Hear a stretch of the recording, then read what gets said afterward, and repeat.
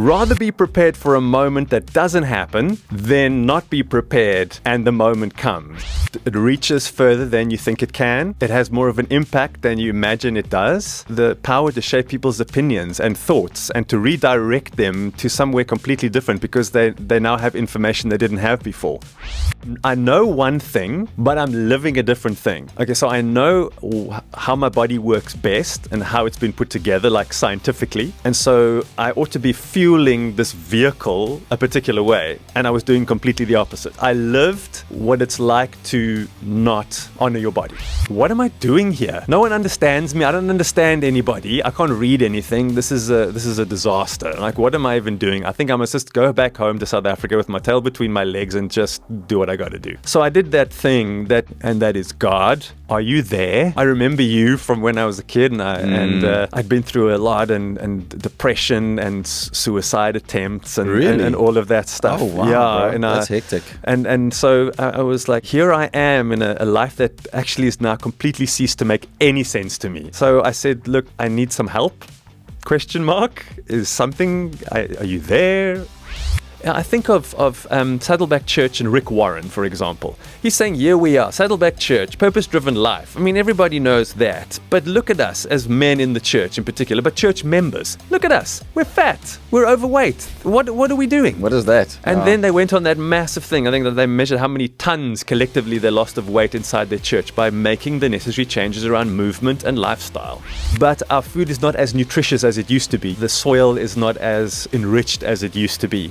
And that's why supplementation is necessary. Go for whole food supplementation where you're not pumping little chemicals back into your body to try and supplement, but whole food supplements. Alcohol is out. I no longer drink alcohol. I no longer drink coffee. Weirdly, people are more upset about the fact that I don't drink coffee. The people often take massive offense to that. I have had these big conversations with people as if I'm telling them they may not. I need to make some big, hairy, scary choices and decisions that are best for me. Hard. And I can do difficult things. I've proven that to myself. Wow. So this is what I need to do that's hard. And so I've done that. And these are my choices. Amazing. And I'm going to live without this in my life. I can do it. South Africans spend more time on their phones than any other nation in the world. 9 hours and 37 minutes per day of screen time. Hectic. And the issue here is our kids see what the parents are doing, and the kids are now on their phones for the same period of time.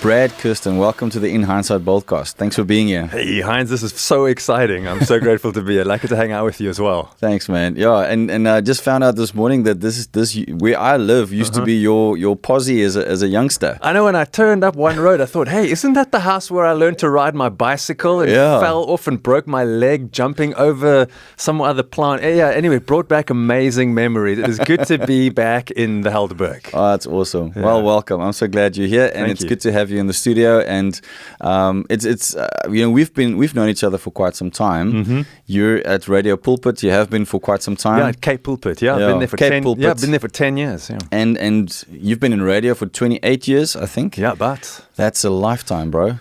So it's always been a dream of you to become a radio DJ? You know, when I was a kid, I used to listen to, in those days, Radio 5, before the 5 FM days. 5 FM, live at 5. And I used to listen to Alex J as a kid, and I thought, that is who I want to be. I want to be Alex J. So that's kind of where the story started. And so I went to my dad and said, Dad, when I'm older, I want to be a radio presenter. And he's like, no, my boy, you got to get a real job. So he says, how many radio stations do you think there are? And how many slots are there in each station? And those guys aren't just going to give up their slot to you. I mean, think about it. So at that point, I was like, oh, maybe, I don't know. Some fatherly wisdom. Yeah, some fatherly wisdom. He was hoping I would be, I don't know what he wanted out of me in those days. But I used to stand in front of the mirror, Heinz, with my mother's hairbrush. Wow. And I used to stand there and I would go, "You're listening to 5FM." Come and I'd be on. doing my links and I'd be Yeah, saying, yeah. "And you've been listening to," and coming up next, and in your headlines. So that's sort of how my whole journey started with this. It's all I ever wanted to do. So it's all I Wow. did was play radio presenter. I grew up So I grew up as an only child. So it was myself and me doing accents and voice impersonations and trying to get that whole thing going. Okay, but now I have to interrupt you because you have to do your favorite impersonation now. Oy. Put you on the Look, spot. I love doing the Scottish accent. That's my favorite by far. All right. So I love doing that one. My Australian accent's one I really love to do. So I practiced that a lot in front of the mirror growing up, making sure I can do that one right. Put a shrimp on the barbie. Exactly. So it started like that, just kind Accents. of goofing around and just being me and loud and doing that thing. And what did your parents do when you was in your zone, like doing your I think thing? they probably just thought, "Oh, there's Bradley again, doing all that weird stuff that he does." Okay. And that was just me. And so I had to go and do the real job thing, I loved playing rugby. I went to Grey College, and you'd rugby and you'd do a bit of school on the side. Yeah, in Bloem. I ended up in Bloem. All the way from here to Bloem. Wow. That's a story I'll tell you too. But ended up in Bloemfontein. So when we got there, I was playing rugby, and that was kind of sport, and that became my passion. So I thought, well, if I can't do radio, want pa wil ek met radio doen nie, then I've got to go and do something sport related. So I ended up studying menslike bewegingskunde, and it's human movement science and biokinetics.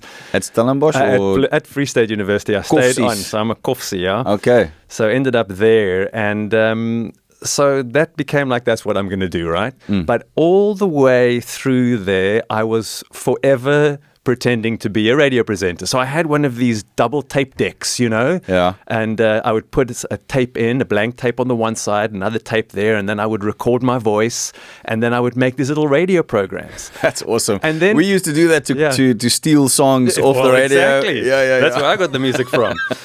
And then when we moved to Bloemfontein, I wanted to phone my friends back in Cape Town. My mother said, "You can't use the telephone to make a long distance call. It's too expensive."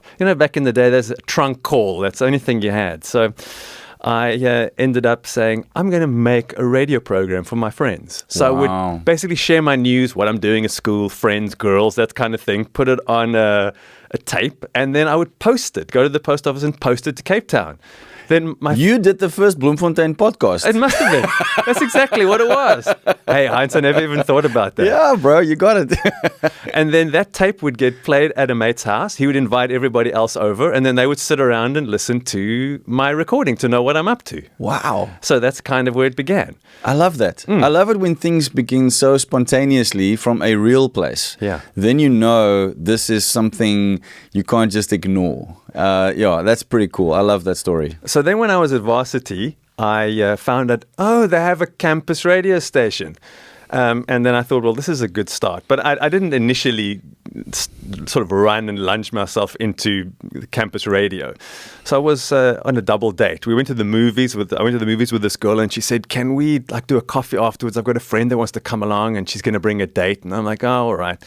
So we sat chatting, and it became, "So what do you do?" I'm like, "Oh, I'm studying." And I said, "Well, what do you do?" This guy sitting across from me, his name was Chad. I'll never forget Chad. And so Chad says to me, "Well, I'm the manager at the local radio station." Wow. And it's that moment in your life, Heinz, where you think, everything is now happening. This moment. The cosmic chessboard. Yeah. Things have moved. And that's exactly how it felt. Wow. Everything was just coming together. And it's one of those, I've got this speaker I love, Les Brown, his motivational speaker, I love him. And he always says, rather be prepared for a moment that doesn't happen than not be prepared and the moment comes. Something like that. That's good. So when I'm sitting there and Chad is sitting across from me like you are here, and I'm saying, so meanwhile, inside it's a mess. But on the outside, I'm like, okay. So tell me, how do you become a radio presenter? Do you need radio presenters? And this was the awkward conversation. The girls were like, this is not what we wanted this date to be about. And so Chad and I connected, and he said, okay, come next week. Yeah. We'll do a voice test. We always need extra presenters, so come and do a voice test. Little did he know, I've been preparing my whole life for that moment. You were so ready. I was so ready. I'm surprised you didn't, jump into your Scottish accent during the date. So I arrived the next week, and he gave me a few things to read. Can you do like a weather? There's a traffic thing, and then this thing to read. And again, little did you know, I'd been doing this my whole life. I'd been pretending to do traffic with my mother's airbrush. So sat down, nailed the audition. And they contacted me and said we'd be very keen on keeping you on as a potential, on our list if someone's sick or goes away or whatever. Okay. And the next week they called me and said this guy on the late night show, I think it was 10 to midnight, something like that. He's going away on holiday. Would you be keen to step in? And I'm like, okay, I know exactly what I'm going to do. I know what the show's going to be about. I know what I'm going to talk about. I'm going to say something stupid about Savage Garden, and had this whole joke already in my head about the band. And Wow.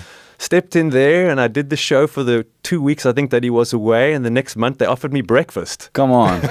Come on. Yeah, I was well done. 1997. Yeah, that's 20. That was a good year. That was a good year. It was the year of Savage Garden. I remember it was my first year at university, and I was busking that. There you go. That was the song. It was the song. Oh, my word. That's so cool, bro. So I ended up there, and I started there, did breakfast, then I moved to the afternoon drive, and then varsity was over, and I thought I stayed for my honors year, and if I've got one regret in my life, it's if I had just tried to study and made something of that year. I just did radio. That's all I did was radio. And then they were looking for a resident DJ at a local nightclub, and that became me and my life. Okay. Music in wiki the day. wiki. And so I would, I'd be gigging till late at night, and then I would go and sleep on the couch in reception. So I'd be there, sleep a few hours in time for the breakfast program. And Yes. that was kind of my life, was radio and music. And that's where my journey started. And I've never looked back. Took a few years where I wasn't on radio, where I went to go and work overseas and whatever. But ultimately made my way back, and then kept doing it as a hobby on the side over weekends. Even your local community station not too far from here was where I did a chart show, and I have a story about that, Heinz, which involves you. But anyway, we'll get there later. Okay. And then, here we are. Very cool. 28 years later, and I still have the pleasure of being able to sit behind the microphone every day and do the breakfast show, and I love it. I wouldn't be doing anything else. I'm so grateful to God that my calling was birthed from when I was a little kid, and I get to live it every day. And I don't think many people get to live a dream. At any point in your career, did you have a moment or a time where you lost your voice and you had to deal with who am I when I can't use my voice? Yeah. I'd have to say there were probably plenty of times when I wondered, is this really what I want to do? Because where do you go from here? Yeah. And so maybe that's more of the question I was pondering about, is what does future look like? Do you want to stop being on air and then you want to be a manager? Do you want to be a programming manager, a station manager? I mean, is that where you want to go to? And I've always thought no, because then you can't be on air. I mean, our local, IHBC ruling is if you're a manager at a station, you can't be on air. So do I want to give that up? Where do I want to go? So I think that's where I've pondered. Is this dream, have I reached the ceiling of it? Yeah. Where do you go from here? Maybe this is just something you do and then you do something else on the side, which is where I'm at now. But yeah, trying to figure out where to from here, because once you've reached the dream, what's the next dream? Yeah, what does it mean to you, the power of sound? Yeah, because that's what you harness. When you do radio, most people are in the traffic, or they are driving somewhere, or in an office, or at home, and they're listening to this voice, and essentially, it's sound waves that are doing something. What is your view on just the power of sound? Yeah, I think it reaches further than you think it can. It has more of an impact than you imagine it does. And the power to shape opinions, even with your BoldCast, the power to shape people's opinions and thoughts and to redirect them to somewhere completely different, because they now have information they didn't have before. I was on an international radio station a good number of years ago, and we broadcast over Central and West Africa. I mean, that was the key focus of the signal. That's pretty cool. Yeah, a massive listening audience. And I was broadcasting, doing breakfast, as I do, and I got this message from a listener saying, "I'm really enjoying your program. I'm lying here on a beach in Cyprus." And I thought, but we don't broadcast into Cyprus. How did it even get there? So in some way that nobody can understand, I'm sure there's a good scientific explanation. The sound waves made their way where they were supposed to end in like Nigeria or Niger. Was sort of the maximum, what we thought was the reach of that signal to somebody enjoying my show, lying on the beach in Cyprus. Who sits with a little radio on the beach? But anyway, so that was for me an idea of, that's incredible. Oh my goodness, how far can this reach? And so what kind of impact are we having in the radio space? I've had somebody, I was sharing once, very passionate about never giving up on your dream. We were talking about dreams and what God might have placed on your heart. And a few months later, there's somebody arrives at the front door of the radio station, and it's a lady in her 80s. And she asks to speak to me. And I said, oh, well, I am Brad. I'm opening the door here for you. And she was holding in her hand a CD case, a jewel case. And Heinz, she put it in my hand and she said, this is for you. So I said, oh, what is it? She said, a few months ago, you were talking about never giving up on a dream. And I was listening and I thought, a lot of young people talking to one another and sharing thoughts and ideas. And here I am, I think she was in her 80s. And she said, I had a dream, to record a single. That's what I always wanted to do. I wanted to record a song. And I thought, I don't necessarily have the skill, don't have the money, don't have the access to what's necessary to record a song. And what am I really going to sing about? And what am I going to do? So for me, it's all over. And then I heard you say, and I thought, you know what? I've been dreaming that. And I might be in my 80s. I'm not going to quit. And so she found somebody who would team up with her. They got into a studio. She recorded a Christmas song, which she had written. And she brought it to me. And I thought, I'm holding somebody's dream. Like I shared, not knowing who would hear, talking about the power of voice and sound. Here's somebody who did something she thought she would never do. She could have gone to her grave regretting never having done it. And then she did it, whether it was me or the guest I had or the conversation in general that prompted her to go and do it. She did it. She lived her dream. It came true.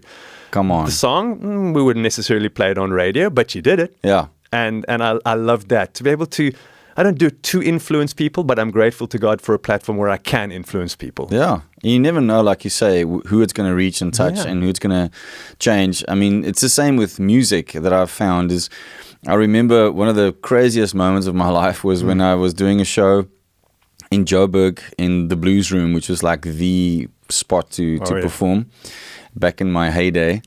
And I walked past this couple who the young girl called out and she said, listen, we are here because your song, Next Stop Happiness, changed our lives. We were about to break up and this song just played and it did this and it did that and we decided that we're going to stay together and now we're getting married and blah, blah, blah. And I'm like, beautiful story. A song did that? That's amazing. So, yeah, I don't know if they're still together. You never know. But that moment for me was similar. Like you go, oh my goodness, like this actually has an impact, It's pretty amazing. It's like knowing you matter. Wow, I'm here doing something I love and I'm passionate about and I'm affecting somebody else's life. Like what I do actually matters. So cool. Wow. That is incredible. How the power of sound can affect people. And what I also like about that story is how that the sound of your voice and what you shared impacted her and she made her own sound. Yeah. Again, I'm also always fascinated about the power of sound. If you think about, those of us who believe that God created by speaking. Yeah. Sound created everything we see and it's so important, and I think the more we understand that, the more we can actually harness it for God's purposes. And you do that as well. You wake up to share in some way, the greatness of that, and I think that's awesome. Is it how would you define that? The reason you get up in the morning and get on the radio? I do it because I have been called to do it. I think that's probably the very first reason I do it. I know God has made me through circumstances, through experience, and through just the way He's put me together. That's what I need to do. So for me, it is I'm honoring the purpose that God has called me for. So I'm going to do what He has called me to do. If I didn't do that, I wouldn't be obedient to I believe it because it's been so far back in my life. I believe God made me to do it. Come on. Like, I don't feel like there's anything else I can do. Like, if I step behind a microphone, there's another part of me that comes alive, which doesn't happen any other place, which makes me more than completely convinced that God has called me to it. So I do it for calling. And the second reason I think I do it is just for the darn love of radio. It is so powerful. And I've experienced being behind the mic, being a listener, and how much joy it's brought me and how much entertainment. And man, the music that's made you cry when you were younger and you had a breakup, or that's the memories that come back. So the power of music, and I get to share that. And if I didn't get to play music and I just got to speak, just to share the news of the world I didn't know. Or sitting around the dinner table, I heard Brad say today, or I heard someone say today. And then you've suddenly got a conversation point. I mentioned it earlier, you shift people's opinion. You actually help them to formulate an opinion.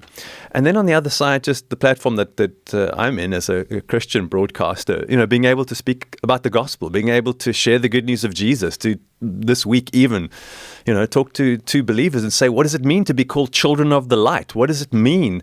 And come up with this profound idea in conversation today around what it means to be a sheep and follow the shepherd. And those in this world that are choosing to go on their own tangent and not follow the shepherd are the ones heading down the ravine, because they don't know the shepherd and they don't hear his voice. So being able to just speak the truth of the gospel and the good news of it to people, and haven't always been only in Christian radio, but to be in that space of sharing information, inspiring other people, giving them hope for their lives.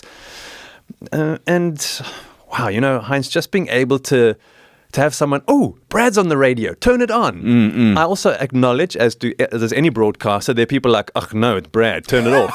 Like we made peace with that a long time ago, but there are those that would say, Brad's coming on, turn on the radio. Yeah. And to know, hang on, I'm in somebody's life. Yeah. I told the story once that it wasn't very well received the first time I told it, but it was just to say, when you go to a braai at somebody's house and you've never met them before, they're like new friends. Yeah. And then you ask, how do you get to the bathroom? And then they show you it's the first door down the passage on the left. So you're walking down the passage and you go into the bathroom, but you're looking down all the way, and there you sort of see the main bedroom, at the bottom of the passage. And you think, well, that's kind of the bedroom. The people who live in the house, that's their place. Yeah. You never go in there. No. But you wonder what goes on in the rest of the house, particularly if you're a stranger. Yeah, there's this unofficial, unwritten rule that you don't go there. Yeah. You don't go past the bathroom. You go left and you look around, but you don't. Yeah. But as you become friends with people and you're more and more comfortable, you might wander in and then they'd say, look, our bathrooms, you go to our ensuite, that kind of a level of friendship almost. But you never go into that bedroom, really. Yeah. But I've been in that bedroom. And then I got a weird look from somebody as I was sharing it. So I said, but I'm allowed in that space. And people said, I don't understand what you mean. Sure. Somebody's lying in bed. They've turned their radio on, or it's on in the early morning, and they're listening to me. I'm allowed in that space. And when I told the story, it struck me like I'm allowed into people's spaces, into their lives, into their cars, into their homes, into their earphones while they're at the gym or while they're going for a walk. To be in people's space and to be able to add value to their lives in some way is incredibly valuable to me. That's beautiful. Can you expand a little on how you see calling? It's something that, it's a word that pops up a lot in especially the Christian world. Of course. And it's a word that often is used alongside purpose. Some people define them differently, So it's more, I'd like your opinion on understanding calling. Because maybe someone's listening and going, yes, Brad, I'm so glad that you found your calling. But I'm not sure what mine is. I get that question a lot. What would your answer be to that? For me, it's for such a time as this. So as what goes on in my head when I think of calling, and often that works in seasons. I think the purpose that God has called you for is a purpose, but I think the calling that you have is around that purpose. So it could be to sit behind a microphone in a podcasting studio, could be in a radio studio, could be in a TV studio, could be in front of people, could be one-on-one in a mentoring space. I think calling from God is, I've equipped you to do certain things. And those things can, if you're in education, it could be one-on-one in tutoring, could be in a classroom, could be in lecture hall, could be online.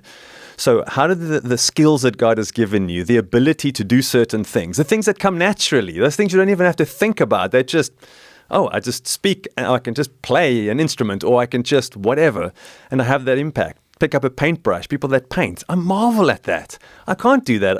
I really can't. And I've tried. I've imagined, it's easy. And it looks terrible afterwards. Others, it just flows. My son just sits with a pencil and a paper, and he can sketch something magnificent. And I can do nothing of the sort.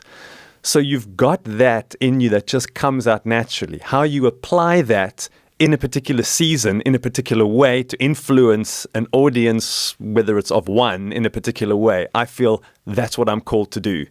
Okay. So it looks different at different times, at different seasons, but it stems from a central purpose.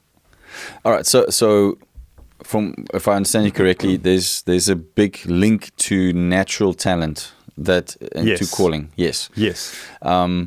So, and then how much do you think is the preparation? And do we have seasons of different focuses in terms of our calling? How do you see that? Yeah, that's a really big question.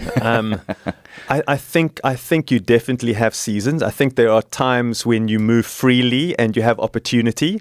I think there are other times, and I've been there, where the opportunity just seems to be gone. And you're saying, but what am I supposed to do now? It's almost like I'm a fisherman and you've taken away my fishing rod. Now I don't know what am I supposed to do, because I don't really know how to do anything else. That's usually what we might say. And it's during those seasons where I think we get a hunger back to those things that we've been called to do, because we're not in that space. And I was like that. I love writing. I wouldn't say I'm a prolific writer or a fantastic writer, but I love writing. So I was in the space between radio where I thought, okay, this radio opportunity's dried up at one particular media house. What no? I can't see any immediate radio opportunity, so I'm going to just write. And so I wrote for a magazine, and I felt so unfulfilled. Okay. I did it. I believe I did it well. The work was appreciated and it was read, and that's great. But I felt unfulfilled. Like, this doesn't feel like Bradley. This doesn't. And then an opportunity came to be back on radio. And I started on radio, and it was like being reborn. Fresh opportunity, fresh audience, fresh management, fresh studio, fresh. And I think that's sometimes what we need. We just need a new place to go and do what we are called to do. And then it becomes new, it becomes beautiful. And then you start to redevelop certain parts of yourself. Oh, I've never been in this space with this audience. I need to learn and adapt to this. I mean, I've done radio in Nigeria, and I can't go in with a South African, Caucasian, middle class, I use all these words very carefully, mindset into Nigerian radio. I just couldn't. So I had to do a whole lot of research on what goes on in that country. What do people experience? And so for me, broadcasting into Nigeria became this amazing joy. And I did it for a long time, speaking mostly to young people. But being able to do that and then going to visit Nigeria and going to see the listeners and to go and train, because that's something I'm really passionate about, is skills development. And stepping into those spaces as well, then that opened a whole new area. But I'm still in my calling, but I've now gone and developed something brand new, and I'm blossoming in a new area. So I guess that's my take on it. It might end, but it will eventually find itself again. Unless you decide, I'm done with that now and I want to go and do something else, and now I'm going to be a landscape gardener, then so be it, assuming you know what you're talking about and you've got some skill and maybe it's a hobby you're developing. But that's how I'd see it. Yeah. That's good. I think it's interesting to hear people's perspectives on it. And I think depending on what your calling, purpose, talents are, you will have a very specific view on it. I don't think there's a completely right answer, completely wrong answer. It's interesting to hear people's perspective on it. And I think everyone's view can help someone who's like, I don't know what my calling is. Like I've got young men in my church that's one of their biggest questions. I'm not sure. And I always had the sense that where talent meets passion, meets the heart for the kingdom of God, that's where I think calling comes together. But I think one of my personal lessons in life has been to be careful to link your talent to your identity. 100%. Because when you get to a place where maybe, your talent isn't, like for me, I asked a question earlier because at one point I lost my voice. Okay. And I couldn't sing when I was still full-time singing. And it went on for 3 months. Which was devastating. And I was confronted with this question. Who am I if I can't sing? Yeah. Will I worship God if I can't sing? And it was a hectic question. And out of that I realized, man, calling is much more. It is my talent connected to something, but it's more than that. what if I can't do that one thing? What else is my calling? And so I think what helped me anyway, is to get to the place where I realized I've got a broad calling, which is to honor God, God, love people. That's a broad calling that we all have. And then within that, there's something specific that we are called to do. And that then can be connected to your natural talent, your spiritual talent, all these things, gifts, the charisma of gifts that God has given us. And I think that's the beautiful thing. But I think it's cool to know that there are seasons in life. There are, and it's amazing. And I'm also touching on that because I know that you recently had a challenging health journey. Yeah. Tell us a bit about that. I'd love to hear about that. Yeah. So good health and health in general has been something that I've pursued. I mentioned earlier on I studied sports science and that was and movement and body and how it works and how it functions and right down to the nitty-gritty of it all has always been a massive passion of mine. But I spent a few years living overseas, and I was before that in the nightclub industry, and then after that in my studies, finishing up with health and wellness and all of that. So it was this mixed bag of I know one thing, but I'm living a different thing. Okay, so I know how my body works best and how it's been put together, like scientifically. And so I ought to be fueling this vehicle a particular way, and I was doing completely the opposite. So I lived what it's like to not honor your body. And I got to a point, probably around about when I got married, about 19 years ago. And I was not in a good place in terms of my shape and weight and whatever. And I think in the context of where we are as South African men, nobody would have even looked twice at me, but I knew something wasn't right. So I decided, Brad, come now. You know what you're supposed to be doing and how to better take care of this body. And so that became a massive focus of my life. 19 years ago? 19 years ago, okay. Yeah.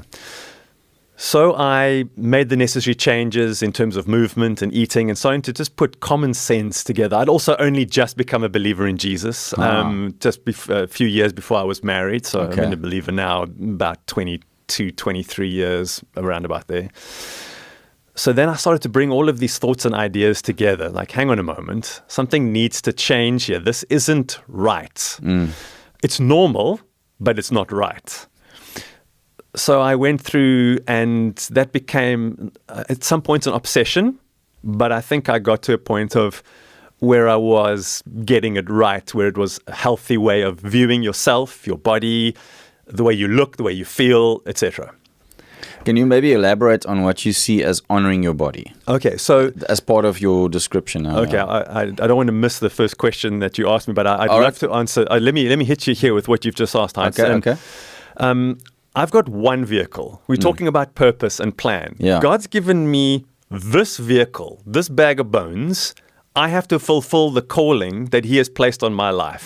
This is the only thing I've got.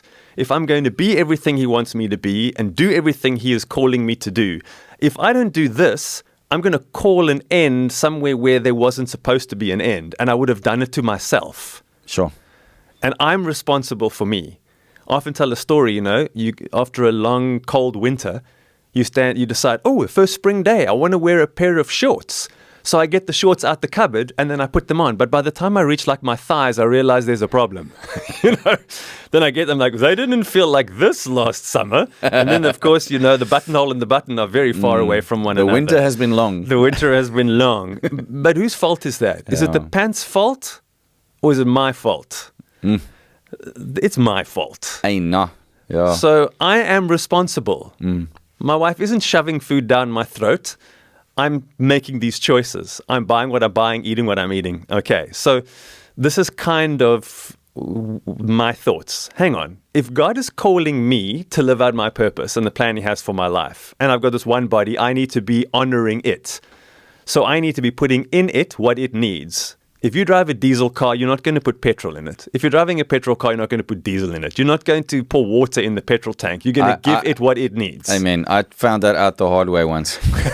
It's hectic. So for your body, you need to put in it what it needs. Yeah. And what is available on the shelves all around us is not really what our body needs. It's what our body wants, but it is not what our bodies need.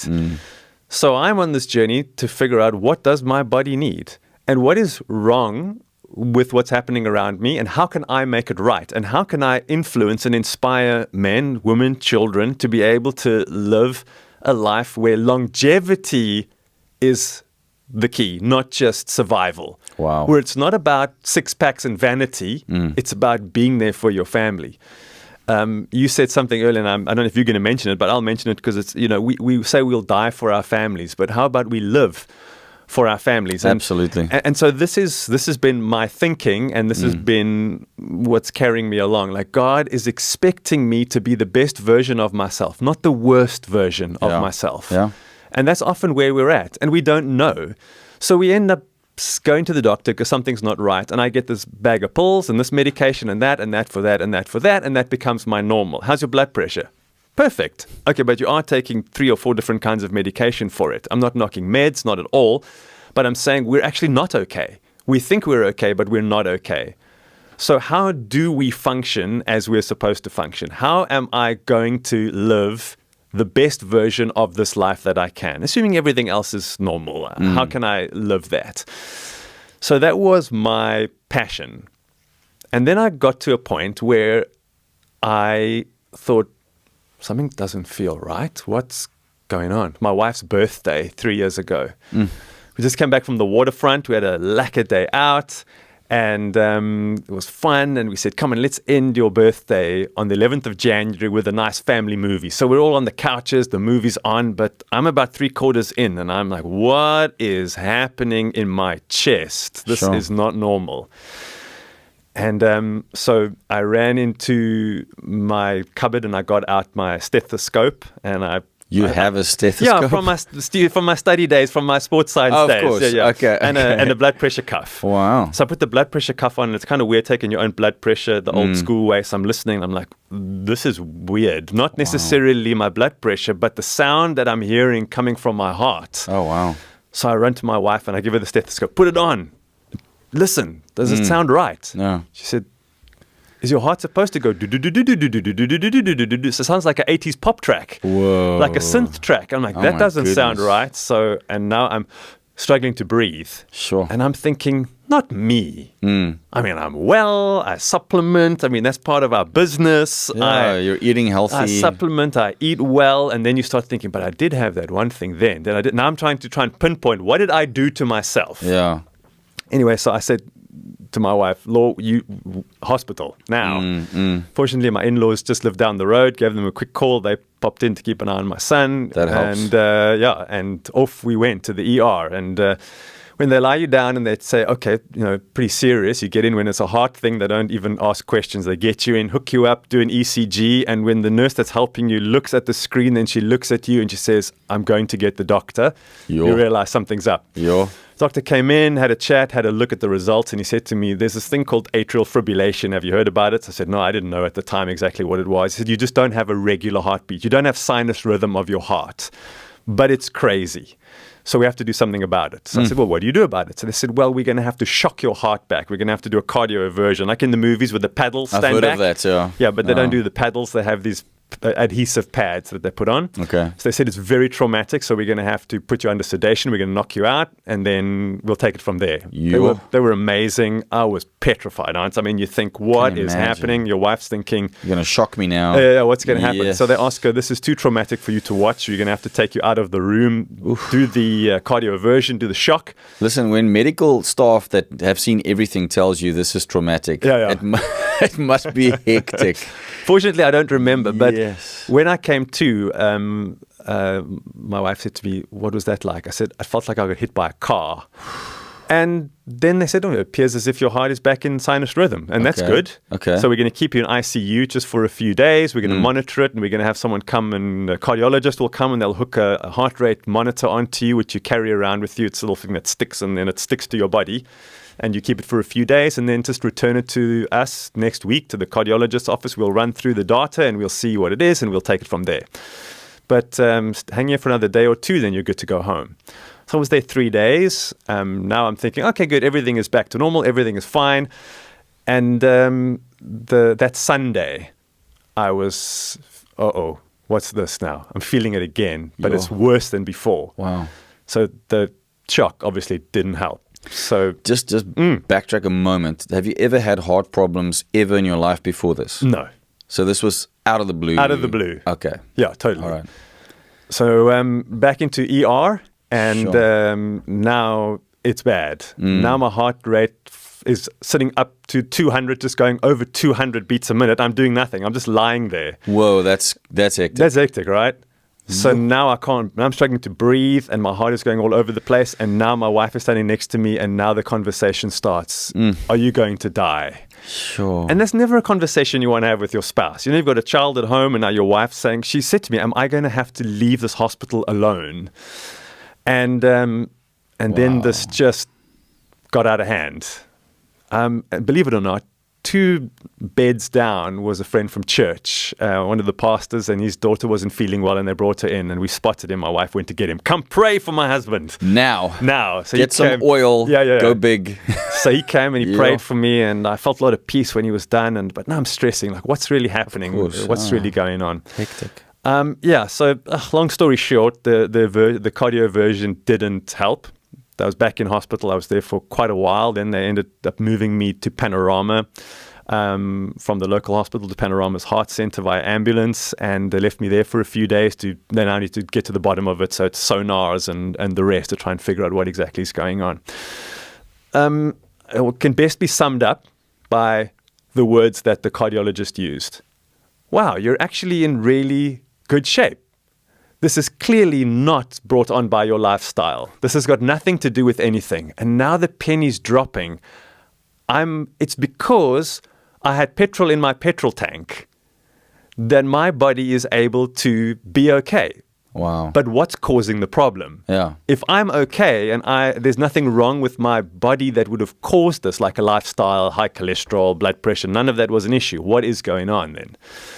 So the cardiologist said, well, we're going to have to send you off to the heart unit in town. This is not a plumbing issue, it's an electrical issue. So they pumped me full of meds, which was necessary. They had to bring my heart rate right down to about the 40s. So they managed to bring it down medically till around about there, and blood thinners so that you don't have a stroke. Hectic. And a heart attack. And now we're going to have to get an operation. I had to wait a few months before I could get the operation. So 3 years ago, you were how old? 46. So, yeah, you're young. I mean, it's out of the blue. You're healthy. This is crazy. Wow. So when I found out that it was electrical and not something to do with my body, this would have happened. So I said, tell me more about what's happened to me. They said, well, it's hereditary, first of all. Okay. And second of all, it was always going to happen to you. It was just a matter of when. And if you hadn't been in the shape that you're in, or this physical state of health that you're in, this would have just happened way earlier. Okay. So it was inevitable. Amazing. So do you know about a family member that has this? No.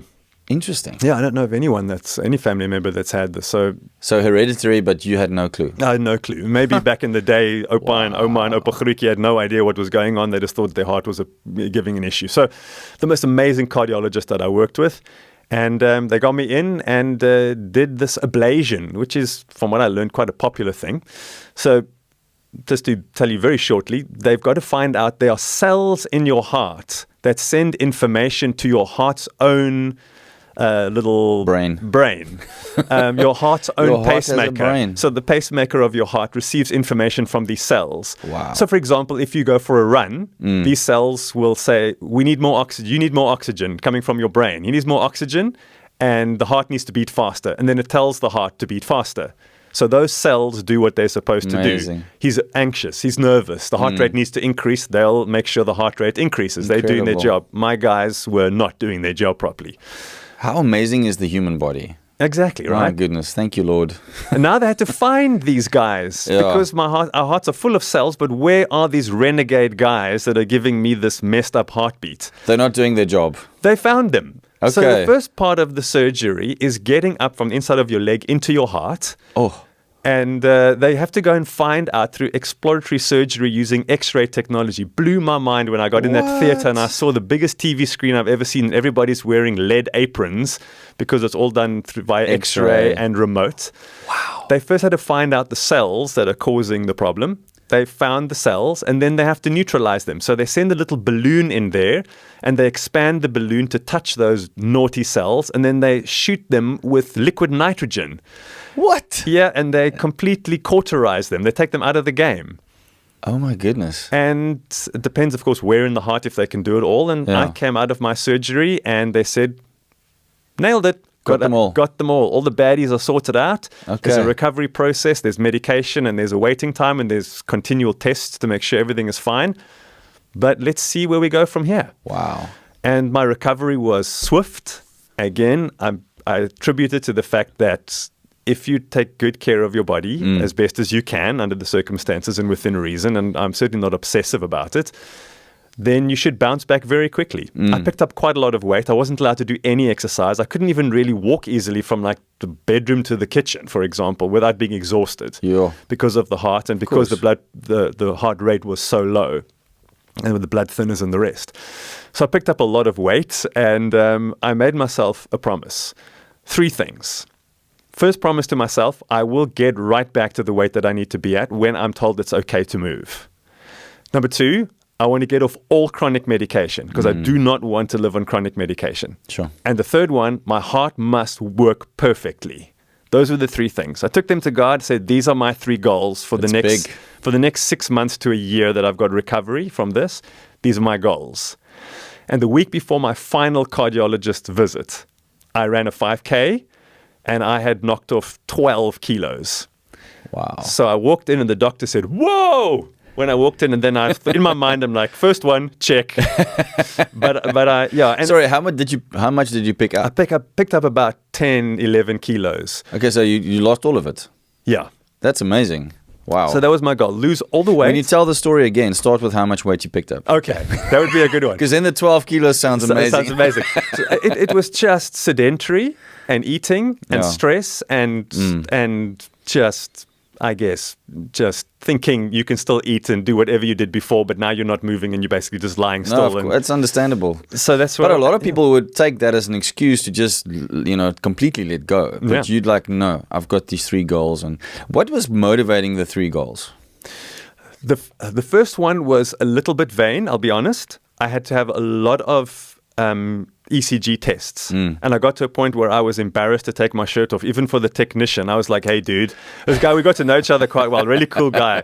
Doesn't live too far from me. I would walk in there and you take your shirt off and you're like, This is not what I used to look like. Yeah. And again, I can imagine. Yeah, it's not about like, I wouldn't walk around with like, look at me. It was always just, I'm I not understand. happy with what I'm looking at. This isn't me. Completely So that's what it was. Mm. And every time I would have to take my shirt off for yet another ECG, then the guy's busy shaving where he needs to put down the pad and you're watching your own view and you're like, gross. So yeah, a little bit vain. And hospital lighting is so good. Oh, it just makes everything look great. So flattering. So yeah, maybe that first one was a bit vain, but it also came down to general good health. And so I think that's what motivated the first one. The second one is if I do not have to, if medication isn't life and death, I do not want to rely on medication. It's a choice that I've made, and that's how I operate. I'm with you, bro. Yeah, I agree. So that was the reason for, and certainly chronic medication. I mean, I've got family members. I see all their Monday, Tuesday, Wednesday, Thursday, Friday little pill capsule holder, and I think, I don't want to get there. So I guess that's the motivation. And then the heart rate was, I want to put this behind me, and I want to move on. every time I ever met with anybody, hey, Brad, how's it doing? How's the heart? So it almost became like I had this handicap and I wasn't enjoying it. I wanted to just have a normal conversation. Even till today, if I speak to someone I haven't seen in a while, they go, hey, Brad, how's it going? How's the heart? I wanted to put that behind me. I didn't want to be the guy with the heart issue. I hear you. So I wanted to put that behind me as well, because then that becomes your new identity. And they're continuously speaking it over my life, and I want to put that behind me. Sure. So that was the motivation for those 3 goals in particular. And the joy I felt when I walked out, I'm so grateful that the corridor leading out of the doctor's to the elevator there was no one there, because I was like, yes, we did it, God, yes, we did it. So, had a little victory dance. Yeah. God, we totally did it. So I was thrilled. So grateful for that. And again, I'm going to go back and say I firmly believe, because I had petrol in the petrol tank and the body was where it needed to be, that the bounce back was what it needed to be.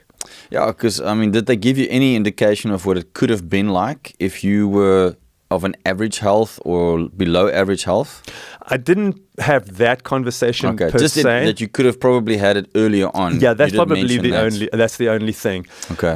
The best way to describe why it was necessary for that medical and surgical intervention, if you take a really light dumbbell and do something like a bicep curl, which we all understand, if you take a really light weight, you could just keep on going. You could do 50, 100, 150, but then the point comes, even like by 200, it starts to become really heavy, because the muscle can only do so much, even with a little light weight. If your heart doesn't beat in sinus rhythm, i.e. do-doop, do-doop, do-doop, do-doop, as it needs to, all this up and down and up and down and up and down would be the same as that the heart muscle would just have quit. So if she said, the cardiologist, if we don't intervene, you're going to reach a point within the next few months where your heart will simply just stop, because the muscle cannot take this unnecessary. It's designed to beat a particular way, and when it doesn't, it will eventually just stop. And that did not appeal to me as an option. Of course. So do what you got to do. Open me up if you have to. Fortunately, they can do it all remotely. I agree with you, and it makes sense. I think every medical issue should be taken on a case-by-case basis on the merit. You know, I also think there's many times when, now that we've learned more about what medication is more natural and healthy, we try to avoid the very chemical things. If you are in that situation, you are very grateful that there 100%. Are trained people who know what they're doing, because now I need you, you know. Just a technical, potentially boring question, but I'm interested in it. They took out those guys in your heart that were sending the wrong signals or whatever. But if they weren't doing the right job, but did they leave enough behind to do the right job, I'm assuming? So far, so good. I push myself physically, and the heart doesn't give any problems. Everything's fine. Yeah, I mean, the cardiologist left when I left there after it was a year checkup. Sure. Said, I hope we never see you again. Not because we didn't enjoy our time with you, but the reason why you would come would be one we don't want to have to go through again. If something were to happen, you know where we are, but we don't foresee that to happen. And I trust it's behind me, like I really do. Wow. It was so traumatic, though. And anybody who has anything to do with your body to that point, you become a little bit paranoid. So I still have it sometimes. I might stop and go, what was that? And then I'm like, it's nothing, and I move on. Sure. So it's left a little bit of a psychological scar, and I think that's fairly normal. But apart from that, I think there's plenty of the good stuff left behind. And I thank God every day. Yeah, that's amazing. Tell me a little bit about you and your wife, and how your marriage was tested, tried, and got you through this process as well. Yeah. I didn't know Jesus before I met my wife, even when we were just friends. Sure. So I didn't know, she and I met up overseas. I was desperately trying to find some South Africans or anybody to connect with. I was in Southeast Asia. Some agency stuck me in this furthest little place away from where anybody else really wanted to work. And it was a really, really difficult season. I wasn't a believer. I didn't know what to do. I had escaped South Africa because my behavior was poor and my relationships were bad, and I was just tired of living that way. And so I thought, if I go overseas, I can start new. That was kind of the thinking. And so Can I take it one moment back? Sorry. Yeah. How did you grow up? Did you grow up in some kind of Christian house or something different? Yeah, so we went to a traditional church every Sunday. Okay. There was certainly no relationship. There was certainly no family lifestyle that would say we're Christians. We were just churchgoers traditionally. That's what you did on a Sunday. Cultural Christians. Correct. Okay. And then by the time I was in my teens, I just stopped going to church and I never did again. All right. Okay. So that was, now you're in Southeast Asia. Okay. Yeah.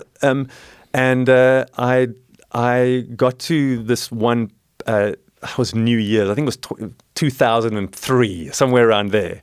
And I woke up on New Year's Day with this hangover and what am I doing here? No one understands me. I don't understand anybody. I can't read anything. This is a disaster. Like, what am I even doing? I think I must just go back home to South Africa with my tail between my legs and just do what I got to do. Sure.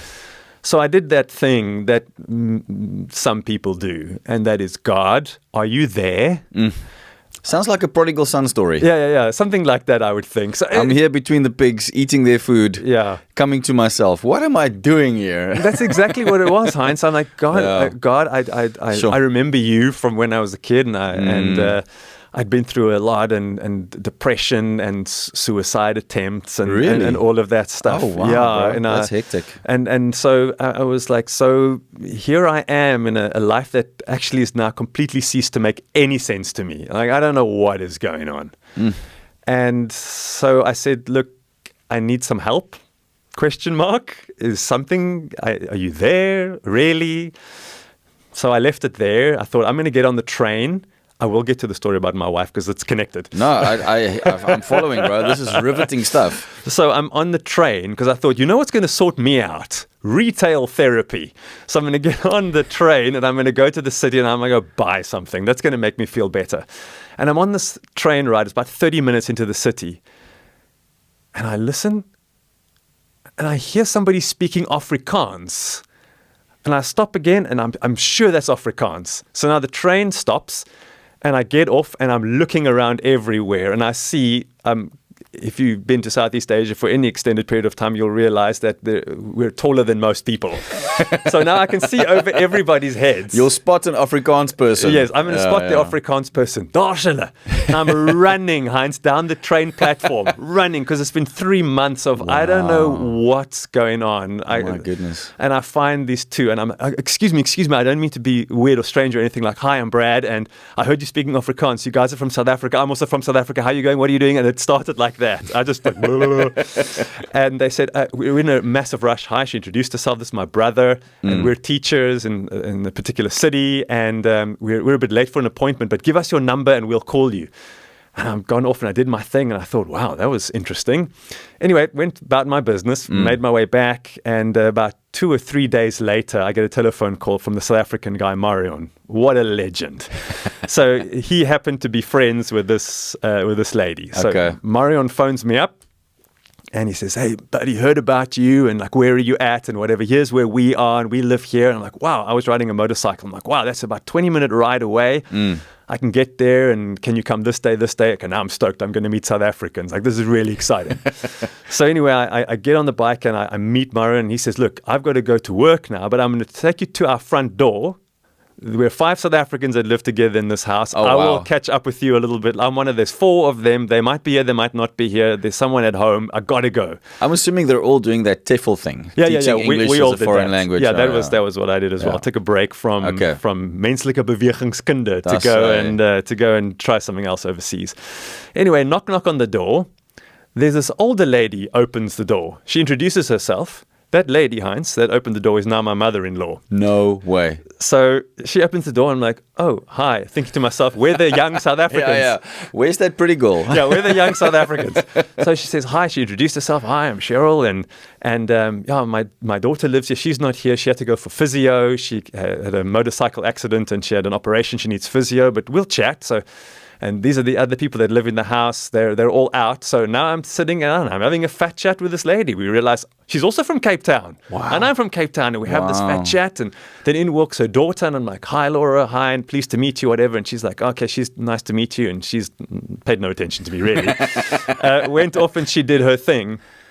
And so now we're chatting, and then the other guys and girls are all coming around, and we're getting to know each other. And they said, come, we're going to go and grab something to eat. We wanted to go and watch a movie at someone's house. I don't even remember the details, and that's sort of where it started. Then they said, come on, let's just get connected. You're 20 minutes away. Come through, and we'll go to, we've got a place where we braai. We've got a place where we love to shop, place where we love to go to the movies. Let's introduce you to this life that you've kind of been excluded from in that tiny little one-horse farming town where they stuck you, where you're having a miserable time. And my life turned around. Wow. So that first weekend I'm visiting, and it's now Sunday, and they said, we're off to church. In the city, there's an English church. Are you coming?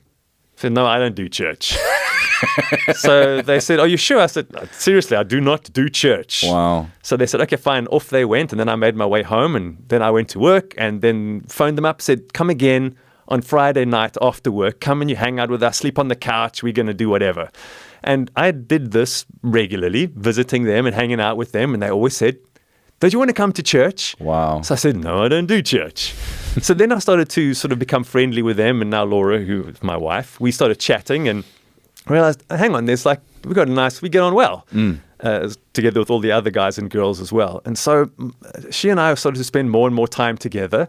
And then she would say on a Sunday, would you like to go to church with me? I would take her on my motorcycle. I'd drop her at the door of the church, or I would see her off at the train station and she'd take a taxi. But you would not go in. No, what for? Christians are weird. They smell weird and talk about weird stuff, and they sing and clap their hands, and they probably wear sandals, and I don't want to have anything to do with that. Christians are weird. I want nothing to do with that lot. And anyway, they're probably going to judge me. That's the last thing I want to walk in there. It's like, when last were you in church? And have you been christened and baptized and all of that? I don't want to face any of that nonsense. So leave me alone. And then Laura and I were getting to know each other a whole lot better. And a point came where I thought, wow, there's actually an attraction here. It certainly wasn't there in the beginning for no other reason than it wasn't not my focus or her focus. It wasn't love at first sight. No, it certainly wasn't. But then we started hanging out together. We thought like, wow, we really get on well. Okay. And then she said, I want to tell you something, but I don't know how to tell you. So I thought, what on earth is this about? So she said, can we meet up for coffee like tomorrow? So anyway, we met, and she had written me this very long letter. And she said, I don't know how to say this to you in person, but I'm going to give you this letter to read. But you have to read it now out loud at the table. That's a lot of pressure. I know. I'm like, oh, what's going on? So I read this letter. The gist of it, Heinz, is I love Jesus. And I am a follower of Jesus. You are not. So you need to know that we can be friends, but we can never be more than that. Because I cannot allow you into my heart and into my life if you do not know Jesus. Well done for her. You'll never be the number one man in my life, ever. Sure. Right now it's Jesus, then it's my dad, and you're lucky if you get 10th place, but you can't be there. Sure. You can move up in that in those rankings of men in my life, but you can never be number one. And I'm reading this, and I'm suddenly finding this woman massively attractive. Like, to be a woman of such principle. Wow. And to be so sure of who you are. Like, I love that. Sure. So I said, okay, I get it, but can we still be like special friends? Can we hang out like more together than I would with anybody else like that? But I get it. We can't take it beyond that. Yeah. And Heinz, for a year, I said no to church. Yeah. Until I said, could you just stop asking me? I'll go. Wow. So I go into this church, and I'm thinking judgment, all the other stuff. The coolest bunch of guys. It was international church. There were South Africans, a lot of them, Canadians, Australians. Wow. There was a lot of English, some Americans, and then there were some English-speaking Chinese and Taiwanese church members with an American pastor. These guys rocked, and we had the best time. Wow. I didn't have a cooking clue what was going on in the church service. I mean, I was singing along, and I could read what was on in those days, the overhead projector, but I had, there was nothing else there. Okay. So a point came after a few months of going, and slowly but surely stuff was starting to make sense to me. Like, I see what you're saying about Jesus, and the cross, like, I'm getting it. And then there was an international pastor that came from Malaysia, and he shared like the good old gospel message, unadulterated, no ifs and buts. This is it. And I got it. Like, I experienced in my life when the Holy Spirit says, this is actually what it all means. It came together, and he said, does anybody want to pray and invite Jesus into their heart? Whatever the words were. Me, wow. pick me. Wow. So he was this guy that didn't want anything to do with believers. And a transformation. It was incredible. And was Laura there at the moment? Yeah, she was in the church. So she was like, he must have gone, yes, finally. Finally. And I guess that was it. And it was also a case of, is he doing it for me or is this really happening? And when she saw, wow. This is real. So I'll openly admit it. I was the guy that smoked a lot, that drank a lot, and that did not use good language, and that would choose to tell those kinds of jokes. Like, that was just the person that I had become. And if somebody asks me, Heinz, how do you know God is real? Like, how do you know God is real? Because I could not be the person that I became by myself. Impossible. Yeah. I just decided I don't want to smoke anymore. And so I smoked a cigarette and I got on my motorcycle. And while I was smoking the cigarette, I heard a voice clear in my head. This is the last one that you will smoke. Wow. And so I thought, okay, so now I'm quitting smoking. From like 30 plus a day, I was a very heavy smoker. Like, this is the end of it. Wow. So I just went to buy a whole bag of lollipops at the 7-Eleven because you know what? I'm gonna have them cravings. And I did not have a single craving.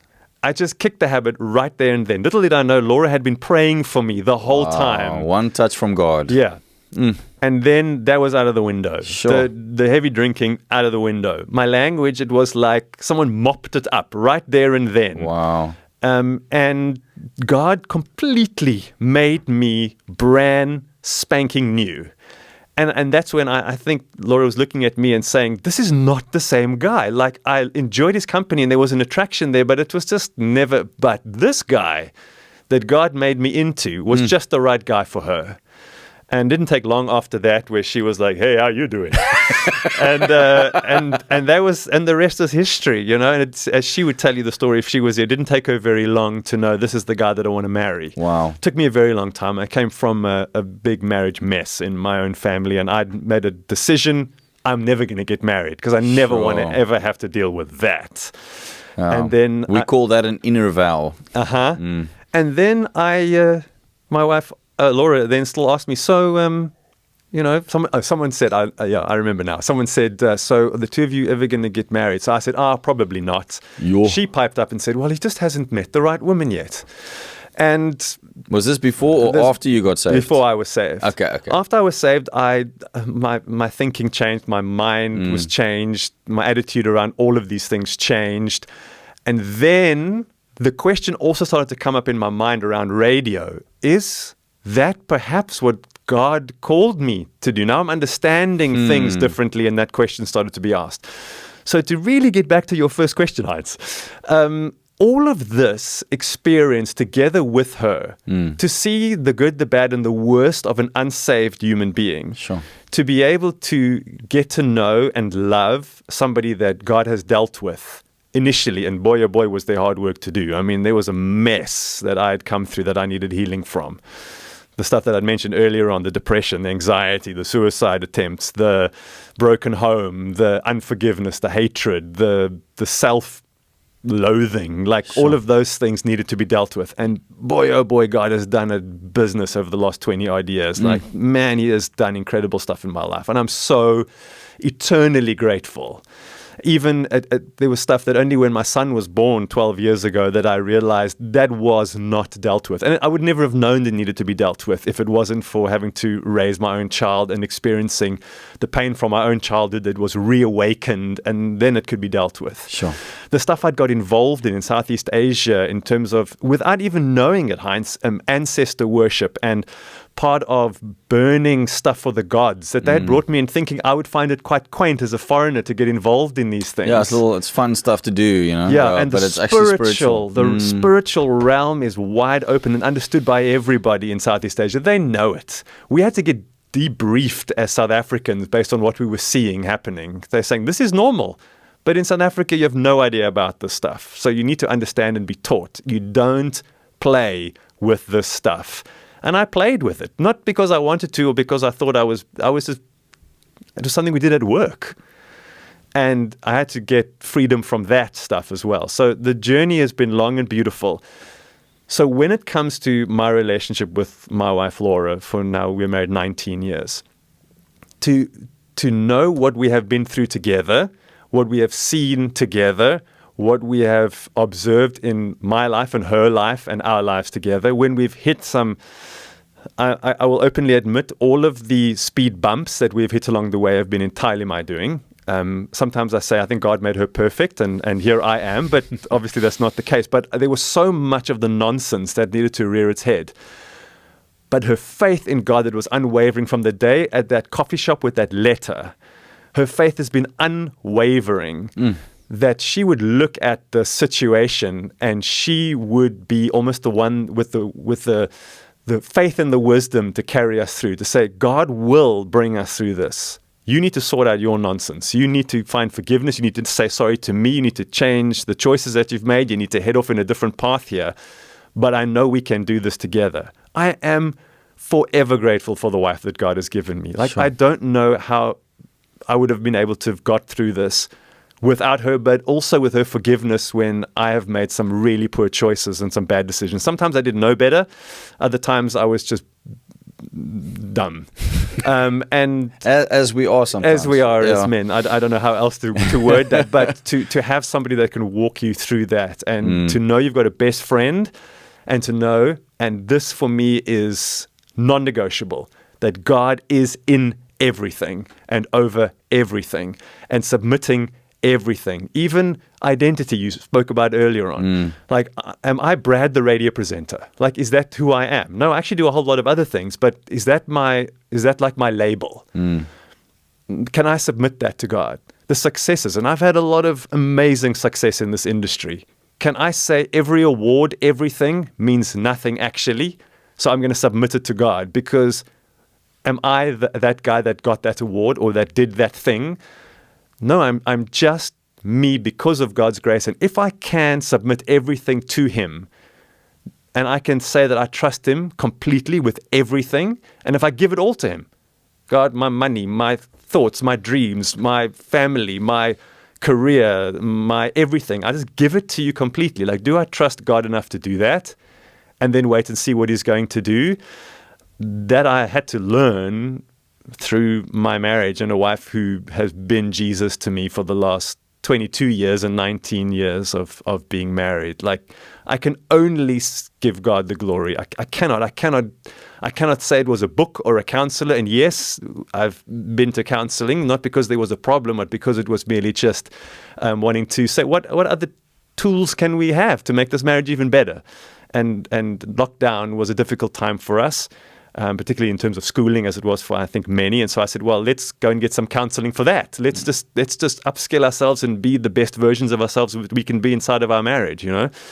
And even in those moments, just say, God, we could never have done this without you. How do people get through life, Heinz, without knowing God is there? I know maybe this is the platform that I've got to at least ask that kind of question, but where do you go? What do you have? What do you hold on to? What do you fall back on? Who do you cry out to? Who actually cares and can listen? If I had to do life all on my own, relying on me, myself, and Brad, no, man. Well, you just shared what that is like. You know, you had that experience, and then you had the experience with Jesus, and I mean, your testimony is powerful, bro. I've never heard your whole testimony. It's really, really something.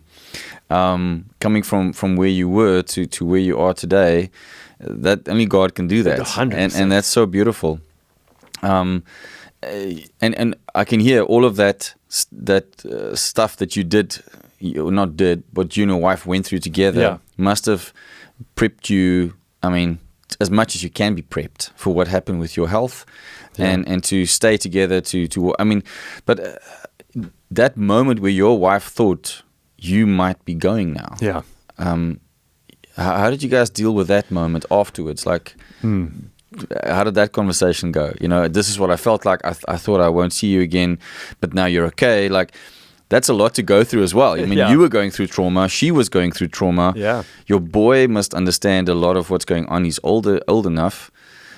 how does your family, have been dealing with the aftermath of that whole experience? Yeah, I think in terms of my son, we try to keep as much away from him as possible, just to shield him, because it's a lot. Yeah, I had a guy that I met going through the same situation as I was going through, and his kids were traumatized by it. Yeah. So we made a choice to try and not ever to lie, of course, but to you only need to know what you need to know. Yeah, makes sense.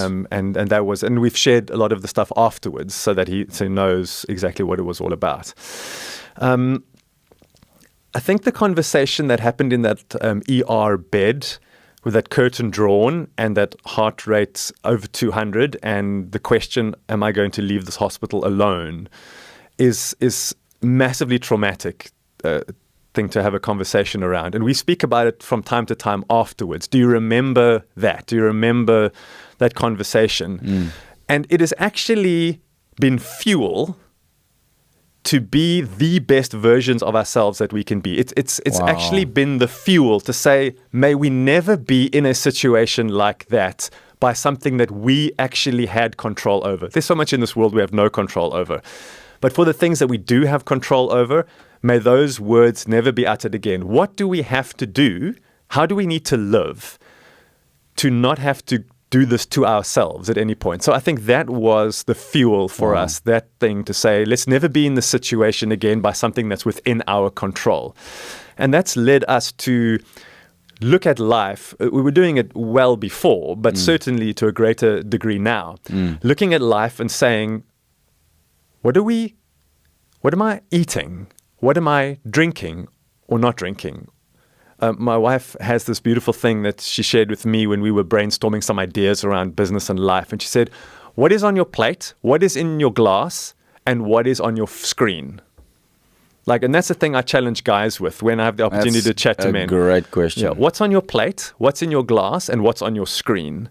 So we're looking at those things, but taking it a whole lot of steps further. What am I putting on my skin? What am I putting in my body? What am I putting on my hair? What am I washing my hair with? What am I brushing my teeth with? Sure. What am I putting under my arms? What am I spraying on my body? Yeah. What am I eating? What am I choosing not to eat? What am I saying no to in terms of what I'm drinking? So we've whittled it down. I wouldn't say that we are obsessed, but people can find us a little bit unusual. We don't force any of the stuff on anybody. We just do what we do. And we teach on it because that's the platforms that we have created, and people choose to follow and listen and hear. And that, I think, would probably ultimately be what that is fueled.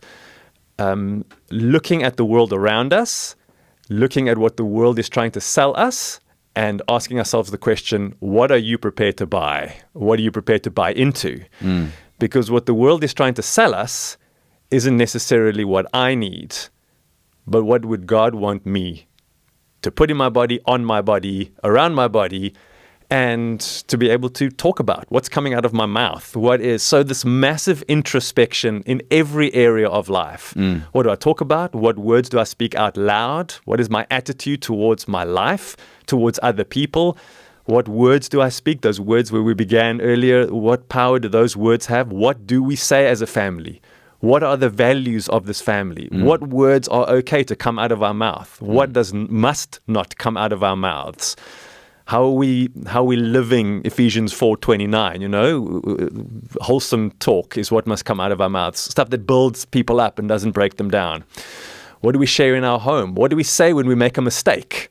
What words are we speaking? I'm so stupid. What are we speaking over ourselves? It's this all-round universal retake of life on planet Earth.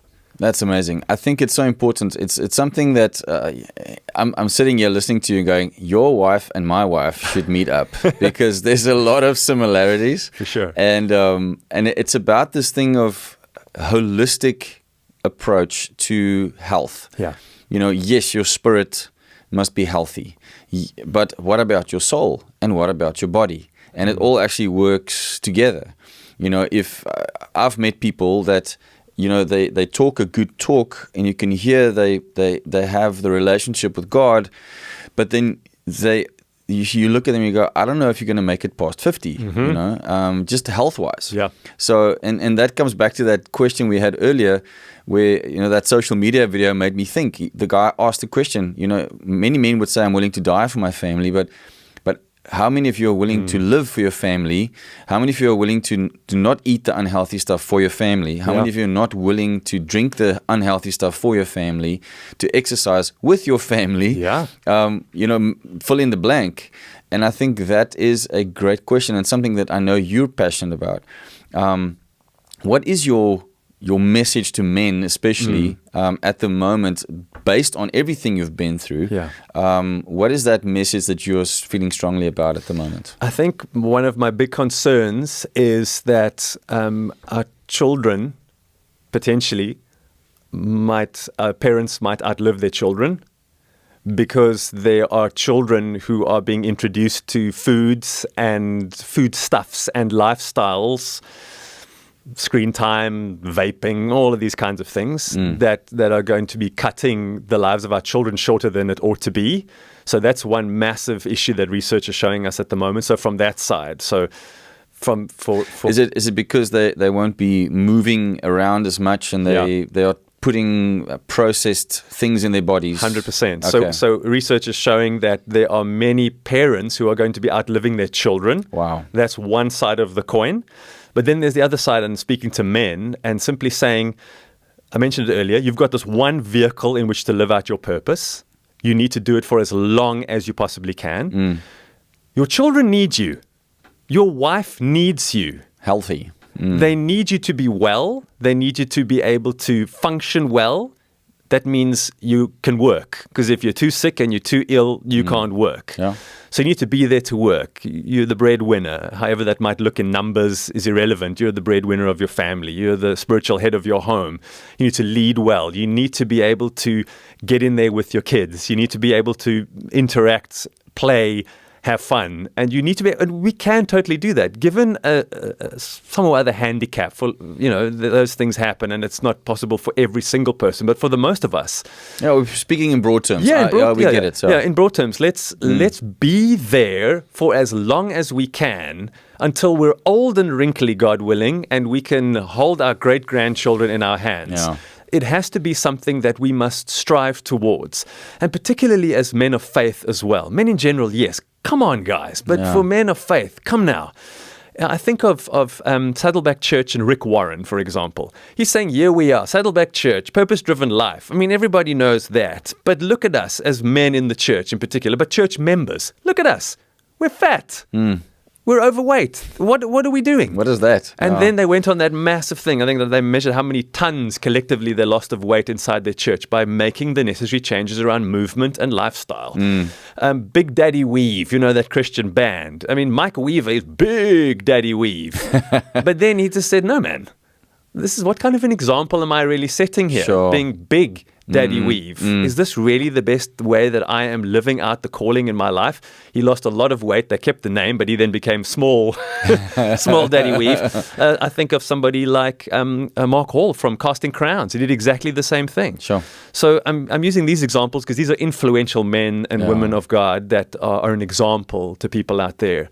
Locally, I know Neville D went through something similar years ago. Exactly, I remember he actually took some pastors to task, and he said that, listen, you speak against alcohol abuse and alcohol addiction, but what about sugar addiction? Yeah. And they went quiet. And it's like, this is awkward. But it's a good point. What is the example we are setting? And are we really treating our bodies as a temple of the Holy Spirit? I think that's a good question.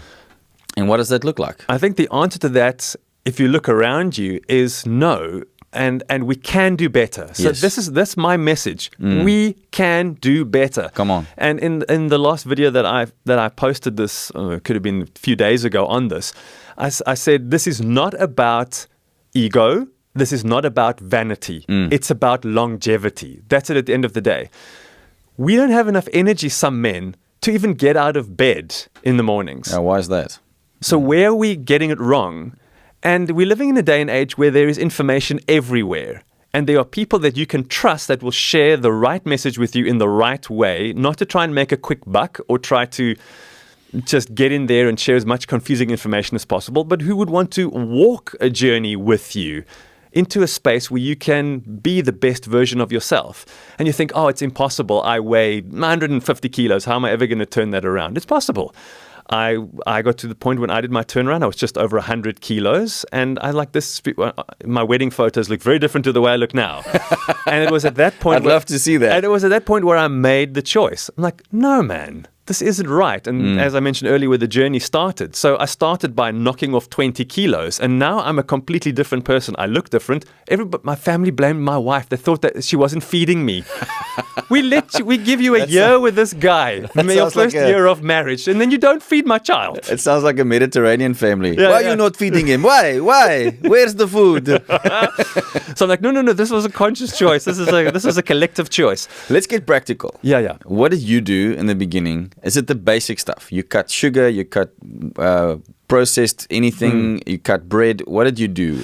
And what are you doing now? That just some practical advice. I know we can't go down the full rabbit hole, but just someone's listening and going, okay, Brad, I hear you, but what must I do? If you're buying something at the supermarket and you pick it up and you turn it around and you look at the ingredients. Wait. Do people have to read now? You have to read.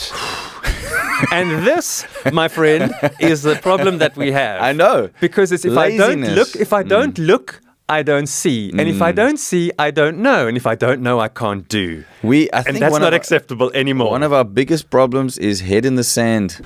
We got to fix that, man. Okay, but continue. Yeah. I'm just being facetious, but it's that we are lazy in general. We're lazy and it's easy. I mean, I'm sure if it's on the rack, it's fine. No, it isn't. Maybe 20, 30 years ago, but not anymore. No, so this is the thing. We have to look at those labels. And I'm not even asking you to read what is metatribisulfate. I'm not asking you to look at that. What I'm saying is if there are more than 3 ingredients on there, please think again. We've got to get back to whole food. All right. That is it. Or if the first word is sugar, then probably put it back. In terms of reading labels, the very first thing on the label in the list is always the thing of which there is the most. So if you open it, if the first thing is water, it's predominantly water. If the first thing is sugar, then that is the largest of the 100% of ingredients in there. That first thing on the label is the highest number. So now you know.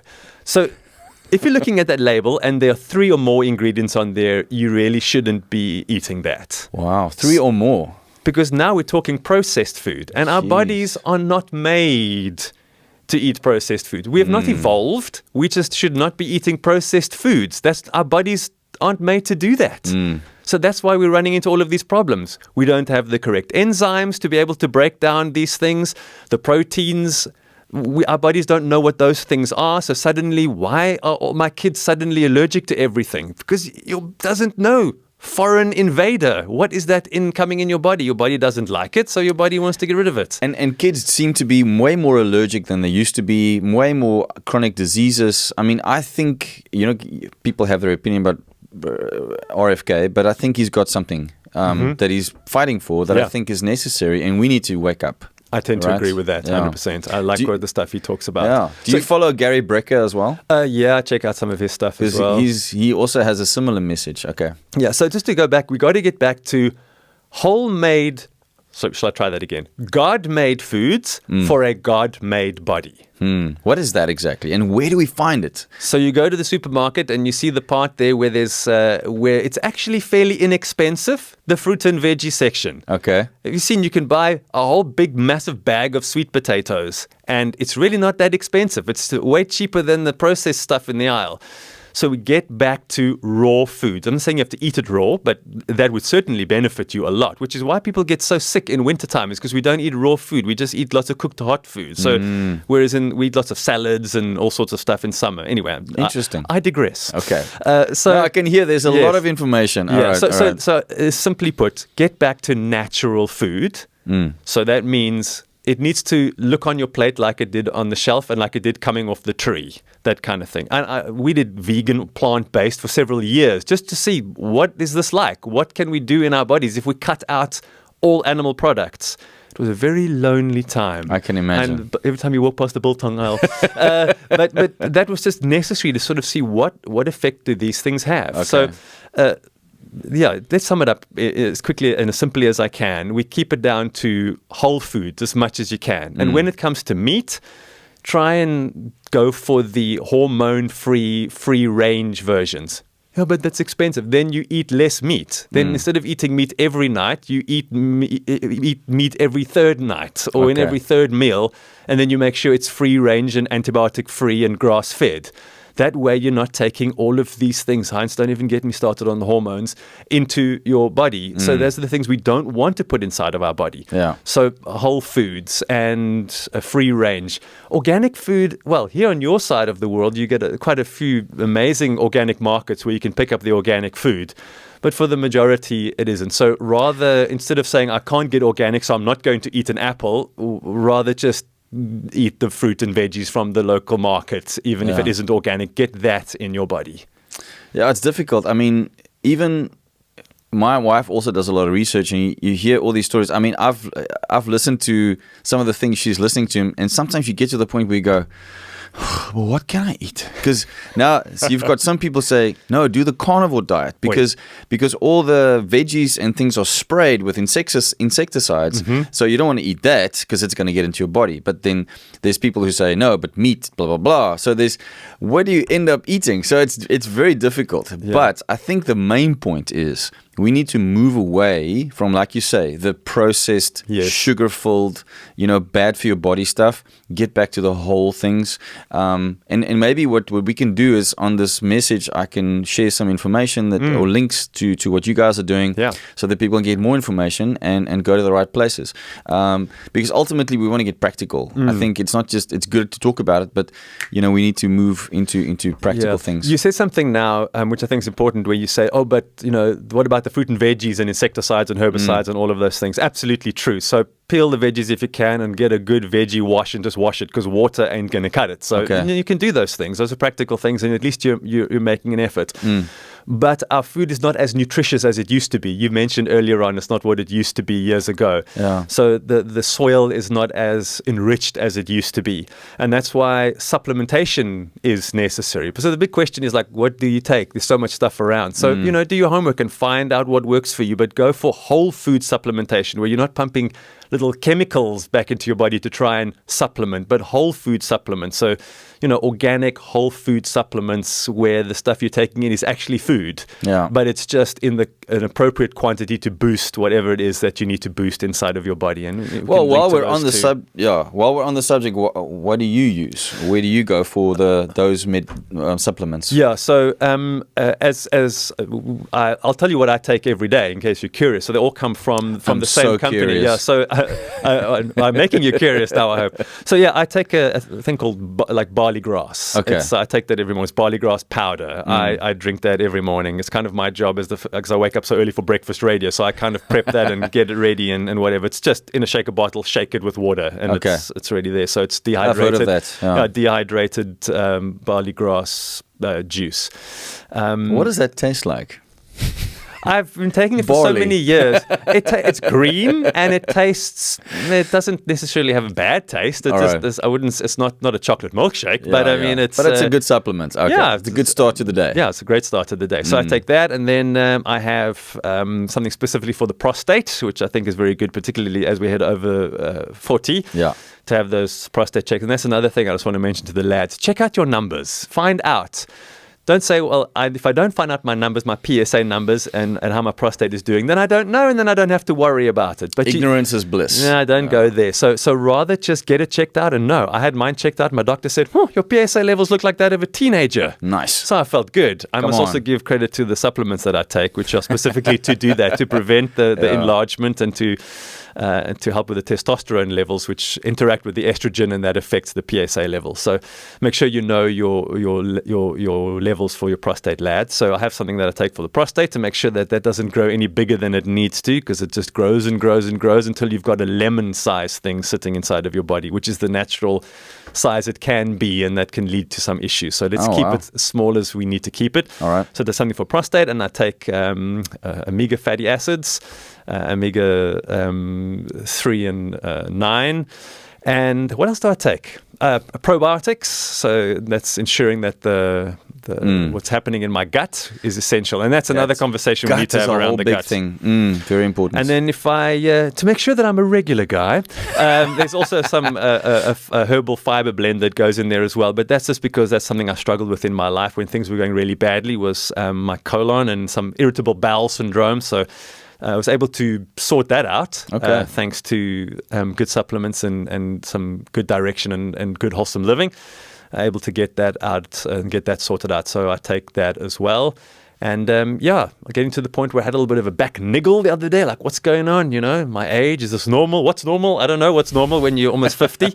And then there's a Frame Essentials is what it's called, something out there which is just good for the bones and joints and whatever, and keeps that all in check. Yeah. So and then with that barley grass goes some beetroot powder and some dehydrated carrot powder, so it's called the garden trio is what it's called, and those three colors all mixed together to give you a lacquer start to the day. So I'm technically getting in oodles of organic fruit and vegetable through these through the supplementation, because it's whole food supplements, and then I add in the regular fruit and veggies, and I eat probably more fruit and vegetable than I eat anything else in a day. Wow. Okay. Yeah, and then meat, I will have some fish maybe at lunchtime and some eggs during the day, and free-range eggs, everyone. Yeah. And then a bit of meat most evenings, otherwise beans and chickpeas, and get some protein through that kind of a thing as well, yeah. That's amazing. So once again, I mean, this sounds like, it can sound to someone who's never done it like a lot of effort, and it is. True. But remember the motivation. I think that's important. What I'm hearing from you today, and you're challenging me, it's good. We have to remember why we do this. Yes. We do this because we honor God with our bodies. We want to be there for our family. We want to live for them. And I think that if that's not good enough motivation to at least start somewhere, I think then you need to check your heart. Yeah. You know? But one thing I've learned about habits, Atomic Habits, Craig Groeschel's book, Power to Change, is don't try to do everything at the same time. Oh, start small. Start small. If you just make one change for this week or this month, that's good. Keep it going. That 1% change, I think. Would you agree with that? Oh, I couldn't agree with you more. I get that question a lot from guys that I chat to and that I work with. The guys would always say to me, "Oh, great! Now I've got to eat lettuce leaves and celery, and this is going to stink, and I'm not going to get past day one." So we are more than just what we eat, of course, and that's why we call it the 5 to thrive. So what you eat and what you drink are just part of it, but there's sleep, which is essential, and so when we make those changes, we need to start small. So if there's something in your diet that you need to get out, let's say the issue is you have way too much sugar. Okay, where's the sugar that you're taking? Okay, well, I have like 5 cups of coffee a day, and I put 2 teaspoons of sugar in each cup of coffee, and this is not unusual. So now you've got 10 teaspoons of sugar in your day. So now if you say to somebody you need to get off sugar completely, how long do you think that's going to last? So, okay, in every cup of coffee, we need to also talk about that 5 cups of coffee as well later, but let's stick with the sugar. Especially if it's like sugary, but okay. Yeah. So now we're looking at the sugar first. So bring that down to 1 and a bit teaspoon for a week, for 2 weeks. Then to 1 teaspoon, then to half, then start to see if you want to bring honey in. So, that's the kind of way we need to look at this. I did that, and I can say it works. Yeah, a little bit off. Always start there. Work towards somewhere. And one thing, Heinz, because if you say you need to get rid of this. Oh, look at your cupboard. Oh, it's a mess. Look at your fridge. Oh, it's a mess. This must all go. Then people are just going to kick up. Then rebellion sets in. So if we can just do the little things, you need to be sleeping 7 to 9 hours a night. And you say, well, I'm a terrible sleeper. I only sleep for whatever you would say, 5 hours a night. Okay, start by going to bed half an hour earlier. Get up the same time. Don't have to say 5 FM club or you're useless. No, get up the time you would usually get up. Just go to bed a little bit earlier. 15 minutes, half an hour. Watch one less series episode.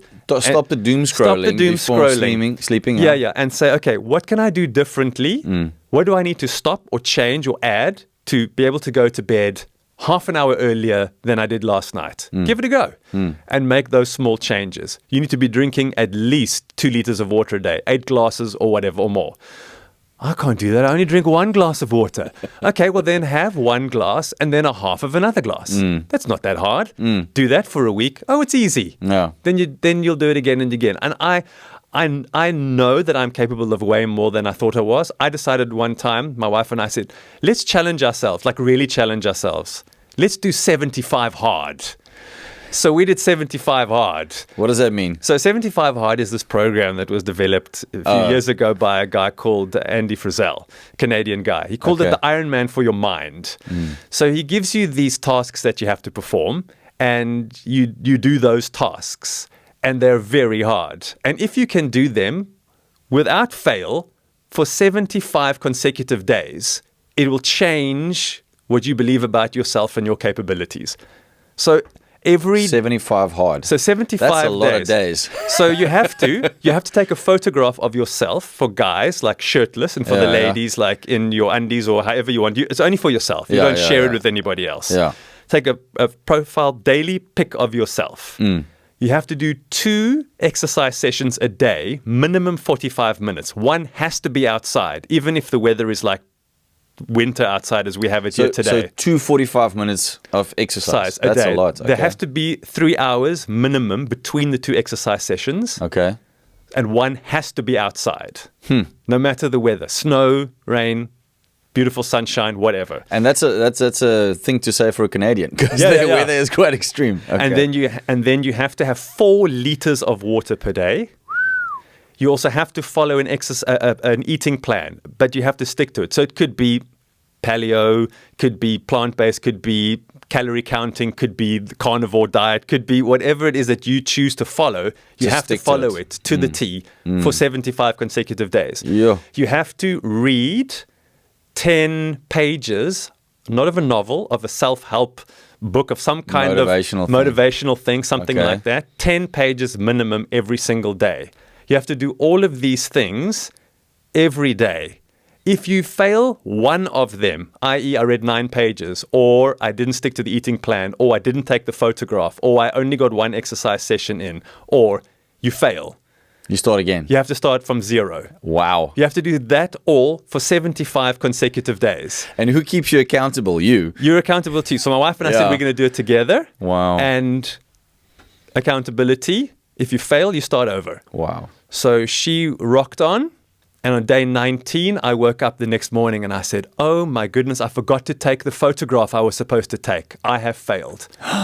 The photo is a fail. The photo was a fail. Day 19. Day 19. Oh. Back to day 1. Now, I hadn't done anything else. I didn't miss out on anything else. So back to day 1. Whoa. So my wife did 75 consecutive days without fail. 7 days a week exercise. 2 exercise sessions a day. 1 outside.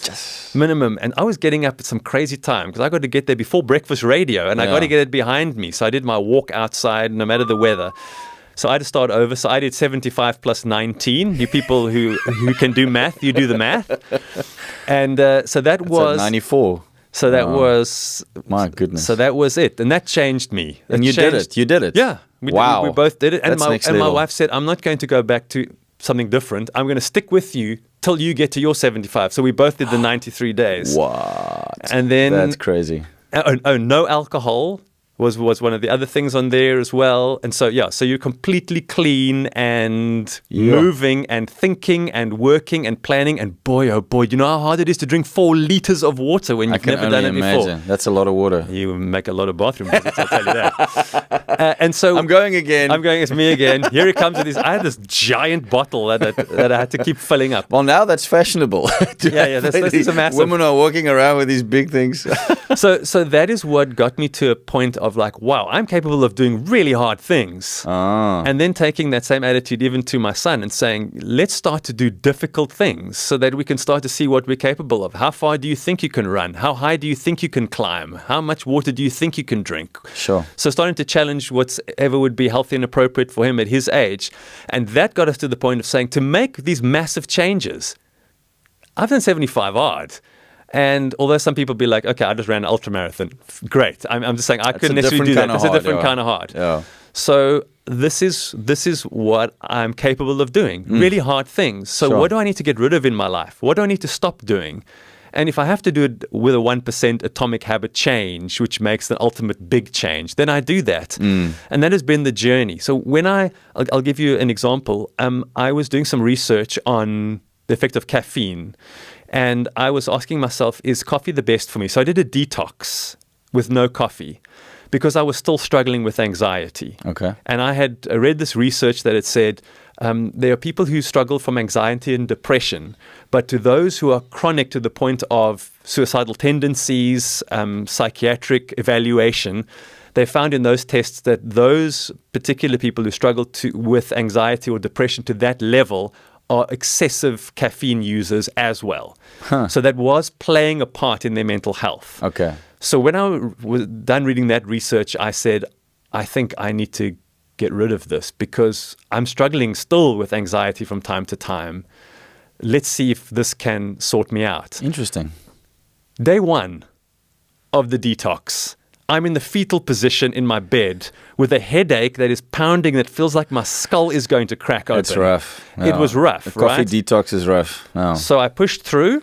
And then how many coffees were you having a day? Maybe 3 to 5, but it wasn't always like it was. Was it very strong? Yeah, not necessarily. There probably was some good filter coffee in there, but and that was where I was at. But day 1 was already day tough. 1. Day Headache. 2 was bad. Over the toilet, like what's going on? And then it occurred to me, why is my body reacting like if this? I just take something out of my body? Why is it reacting this way? Sure. This doesn't sit nicely with me. Now I've upset someone. I've got a friend who runs a coffee franchise. I don't know if we can still be friends, is kind of the way he looks at our relationship. But that for me, it's been. But it's moderation, you know. Anything taken in excess can lead to that. Sure, that was my issue. So I chose, based purely on my anxiety at that point and the struggles I was having, to kick the habit. I haven't had coffee in, I think it's 5 years. Wow. And then after I was done with my heart operation, enjoy yours. After my heart operation, the cardiologist said, we need to remove any kind of stimulant out of your body. Do you drink coffee? So I said, no, I don't. Do you drink energy drinks? Please tell me you don't drink energy drinks. I said, no, I don't touch that stuff. It's like, okay, you're fine. Alcohol? I said, well, I enjoy a beer with a rugby and I might have a glass of wine over the weekends or whatever. Yeah. So she said, I suppose, you can cut that down, try and do it. So Brad being Brad, in my mind, it's now out of the picture, out of the question. I can't go like what's a little bit of enough here, there, maybe one here. I don't want to live in that space. So I got to make an outright decision. So you're an all or nothing kind of guy. In this context, 100%. So I was like, right, alcohol is out. I no longer drink alcohol. I no longer drink coffee. Weirdly, people are more upset about the fact that I don't drink coffee. The people often take massive offense to that. I have had these big conversations with people as if I'm telling them they may not. So these were my choices. So I said, I need to make some big, hairy, scary choices and decisions that are best for me. Hard. And I can do difficult things. I've proven that to myself. Wow. So this is what I need to do that's hard. And so I've done that. And these are my choices. Amazing. And I'm going to live without this in my life. I can do it. I can not wear that, put that on my body, eat that, drink that, look at that, go there. And the struggle is real. The struggle is real. But how hard am I prepared to fight? And what am I fighting for? And what is the price that I will pay if I don't fight? Maybe as a last motivating factor for the men who might be listening, because we're mostly trying to wake up men who can do that. I'm being challenged as well. So, thank you. But as a last thing, maybe just for you personally, and you've mentioned some of it, but maybe summarize the fruit that you're seeing for making these hard choices that you go, man, this is so worth it. Yeah. I think some of the fruit has been unusual in that people can be very judgmental.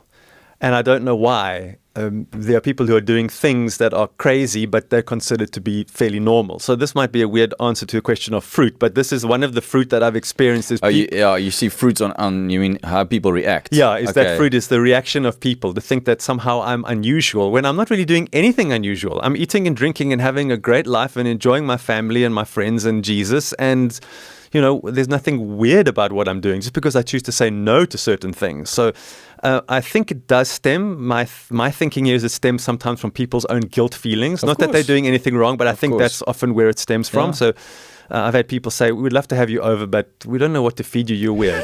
So I said, I'll eat whatever you give me. Seriously, I'll eat whatever you give me. I'm not here to make anybody's life miserable. I live by an 80-20 principle. If for 80% of the time I can do everything that I believe I need to do to thrive, then the 20% of the time might be coming over to your house and having a pizza because that's what you've got on there. I'll have a piece and you'll hear nothing out of my mouth. Why would I be that kind of person? So that's a big deal. I just thought I'd mention it because that happens a lot, particularly if you make a choice to change. You get so much resistance from people that why is this an issue for you? This is not, I'm not telling you to do anything. This is my choice. Yeah. But so I think people feel like you are saying to them you're not doing something good. Yeah. And especially in the Cape area where wine is such a big culture thing, coffee is a big culture thing. It's almost like you're blaspheming. Like, how can you not drink? How can you not have coffee? Yeah. I see it with my wife because she's made some hard choices and she gets the looks and it's like, oh man, that's rough, but she reaps the rewards, which is the good fruit. The good fruit. So and I think for being able to be nearly 50 and to be comfortable in the clothes that I wear and to I guess I'm not worried about it. Suddenly I'm going to wake up and I'm going to be overweight or have a problem. Like I feel like the fruit of knowing. Here's a big one. Knowing my body well. I know how I react to certain things, to certain foods, to when I don't sleep enough, to when I don't get enough fresh air. All of these things that are essential to thrive when I'm not doing those things. So when I do it right and I feel great, I think that's the number one fruit is the feeling great, feeling good in my body, feeling breathing in the fresh air. If I do become ill, by God's grace, I get well really quickly. We bounce back really quickly. And I think that's the petrol in the petrol tank kind of analogy back again. I don't know what tomorrow holds. I do not, and neither do you. But if I can be the best version of myself, if my son, someone phoned me up, it happened the other day, said, we want to go climb Table Mountain. Are you keen? I'm there. I don't need to worry, am I going to be able to get up the hill? That kind of thing. There's confidence. Someone says, we want to go for a bike ride. We want to go for a 5K run. Do you want to come? I mean, I'm not really massively into running, but, I'll give it a go. My son will say, come, let's go play cricket. Let's get the ball and kick, or let's play touch rugby or whatever. And I'm grateful that I can have a body that moves well and that works well and that functions well and you can get off the ground. And I can get off the ground, and that when, my wife can still look at me and go, yeah. Hey, how you doing? After 19 years of marriage, and I can say the same to her. Perfect? No.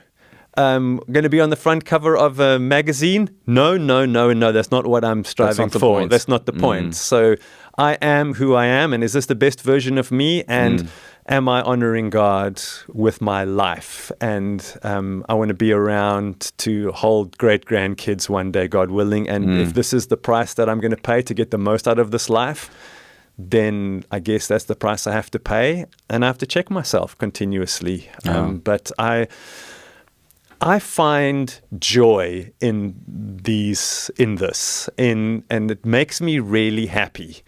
And I feel like that's the way we're supposed to be. They're supposed to find joy in what we eat. And when you wake up the next day and I don't have a headache, or I get in the car and drive home and I don't have to worry about if a cop pulls me over. Like maybe that's not necessarily the answer you're looking for, but I see that as fruit of the stuff that of the decisions that I've chosen to make for myself and for my family. And I really, really, really pray that the foundation that I could have laid inside my own home will lead my son to a place when he can make his own decisions and buy his own food and go where he wants to go and do what he wants to do. That he will say, I've seen what it's like to thrive, and I've seen what it's like to only just barely survive, and I choose thrive, and I know how to do that because I've seen it modeled to me in my own home, and that's what I want, and that's the life that I want to live. That makes sense. And that for me is a big deal. And you're your best version of yourself to your wife, and you're your best version of yourself to your son, and to those around you. Yes. And I think the idea of waking up and feeling good, not like another day. It's like woohoo, another day. That's what that just drives you. And I think God can work through our lives more effectively when we are in the best possible headspace, body space, emotional space, and everything is affected by that. When we live more healthily, we feel better. We look at things in a better way. So thank you, man. That's powerful. It's a great message. Yeah. And we can't ignore mental health. I mean, that was a journey that I took as well. So that's another part of it. We're body, soul, and spirit. So how do we take care of all of these things together? I know we focused a lot now on food and movement, and that's just part of the equation. We need to be sleeping. We need to be drinking fresh, clean water, and the other things as well. And we need to get the help we need if we need help, and if we need to. And then I think something just the last thought on this is we need to also just disconnect and unwind and have some fun. And that looks different to people, but we weren't designed to be, I mean, sitting is the new smoking. And we need to we need to be getting up. We need to be moving. We need to be moving around. We spend hours and hours sitting, and we need to be moving. So what does that look like? So movement needs to be in there, and had an interesting conversation with a doctor of psychiatry actually this morning, talking about how South Africa now has, we're the winner again with the one of those statistics we don't want to win. South Africans spend more time on their phones than any other nation in the world. Whoa. 9 hours and 37 minutes per day of screen time. Hectic. And the issue here is our kids see what the parents are doing, and the kids are now on their phones for the same period of time. Yeah. So they're spending so many hours a day on their phones, 70% increase in suicidal thoughts and suicidal tendencies in the young people due to time spent on devices. So the question is, what are we going to do differently to model something different to our children so we can shake off this new statistic? And let's get outside. Let's get moving. Let's play games. Let's sit around the dinner table as families and let's eat meals together. Absolutely. But let's start to, that's another thing. Put down the device. Come on. And let's find joy in creation and go climb a mountain. The rain, you won't die. Just take an umbrella and walk the dog. My wife always says, I agree. No excuse. You won't melt. Yeah, she says, no excuse. Here I go out with a raincoat. My son always says, Mom, do you see what you look like in that raincoat? She says, I don't care. I'm getting out. I'm moving my body and the dog's getting a walk. I've got a raincoat, boots and an umbrella. I'm going to be fine. And so, enough with the excuses from all of us for all the different choices we make. No excuses. Yeah, it's this Western idea that we need to be comfortable and convenient 100% of the time, but actually real growth and betterment lies in suffering. Yeah. In some form of suffering. That 75 hard thing, that's exactly what it proves. It proves that, hey, you can do more. You can actually achieve these things and look at what's possible. Yeah. I see with my sons, I mean, I have days where I go, I wish we had a military school that I can send you to, because sometimes I just feel like, and then I realize I'm supposed to be that guy. Yeah. I'm supposed to be the dad who is training them. And I just have to find the right way so there's agreement and not like, oh, okay. But you pull them in and you make it fun. But they have to move because they want to move. So for us, mostly it's wrestling. That is awesome. We do a lot of wrestling. Hey, boys need that. A lot of running. I chase them around the block. You get them moving because that's actually what they need. And they love it. They thrive when they do that. They will get stuck around behind a phone because their brain is not connected and dopamine is addictive and it'll pull them in. And we've had to have serious conversations with responsible device use. And it's an ongoing thing. But you're right. It starts with us. What are we modeling? Because monkey see, monkey do. And, kids don't do what you say. They do what you do. So what are you doing? Yeah, it's hard to stand there with a phone in your hand and tell your kid to get off their device. Stop it. Stop it. But I can't stop it. Look, the struggle is real. But how hard are we prepared to fight to win? No, I think it's about finding those healthy boundaries. Because a part of what you and I do, and my wife does, is we have to be on these things to do business in a way. But that's not an excuse to be on it all the time. We have to have boundaries, like certain times we work, certain times we don't. And we've made a rule. If my child walks up to me and speaks to me, even if I am busy, because I'm finalizing a message or whatever, stop, put it down, look at the child in the eye. Or say, 1 more minute, and then you'll have my full attention. I love that, yeah. And then we do that. But this is not good. I mean, that sends a message to your child that I'm not worth your time or whatever it might be. So all these things are, I mean, if we put it under one big name, it's living healthy and holistically healthy. I think that's the point, right? We need to try and normalize this healthy thing. I think that would be a great start, because there's healthy and then somebody says, well, am I unhealthy? So we have to carry this label. So I think we have to normalize living the right way, because now anybody who chooses to exercise a certain amount or eat a certain way, you're almost now labeled as alternative. You're weird. Yeah, how did that happen? How did we get here? Yeah, because it didn't used to be that way. Not at all. So somehow now you're alternative because you choose to do that. And you realize what a small percentage of people you actually represent. I mean, you think about how many people go to the gym every day, and like that's not the only place you can exercise. But you think about it and you see, okay, so now there's only this small number of people here. Everybody else is doing what?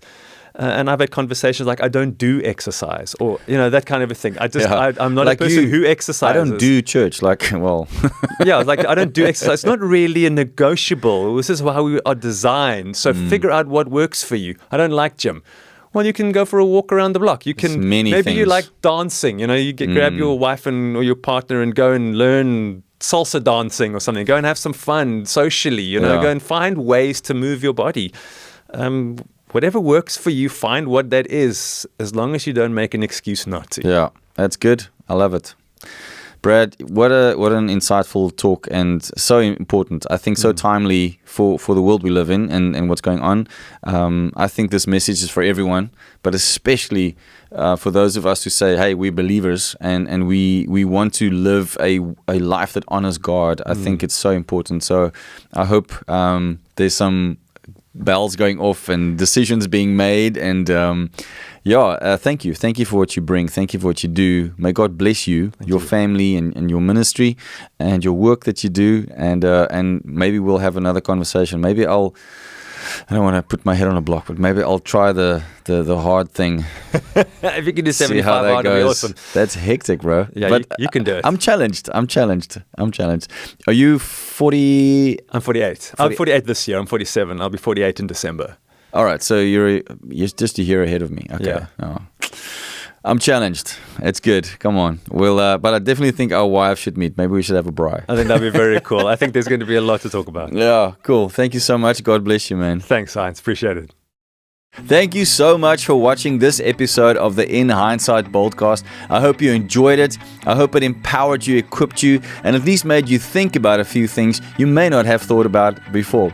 We want to encourage you to leave a comment, subscribe to the channel, like this video, share it with as many people as possible, and check out the other videos on this channel. There are some amazing conversations that you may not have heard yet from people that you may not be familiar with, but that have amazing things to share with you. So make sure you go and check them out. We also want to encourage you to go out and be bold, stand for the truth. Do not be ashamed of your biblical or more conservative worldview. It's time to stand up. It's time to speak up. Remember, boldness is contagious.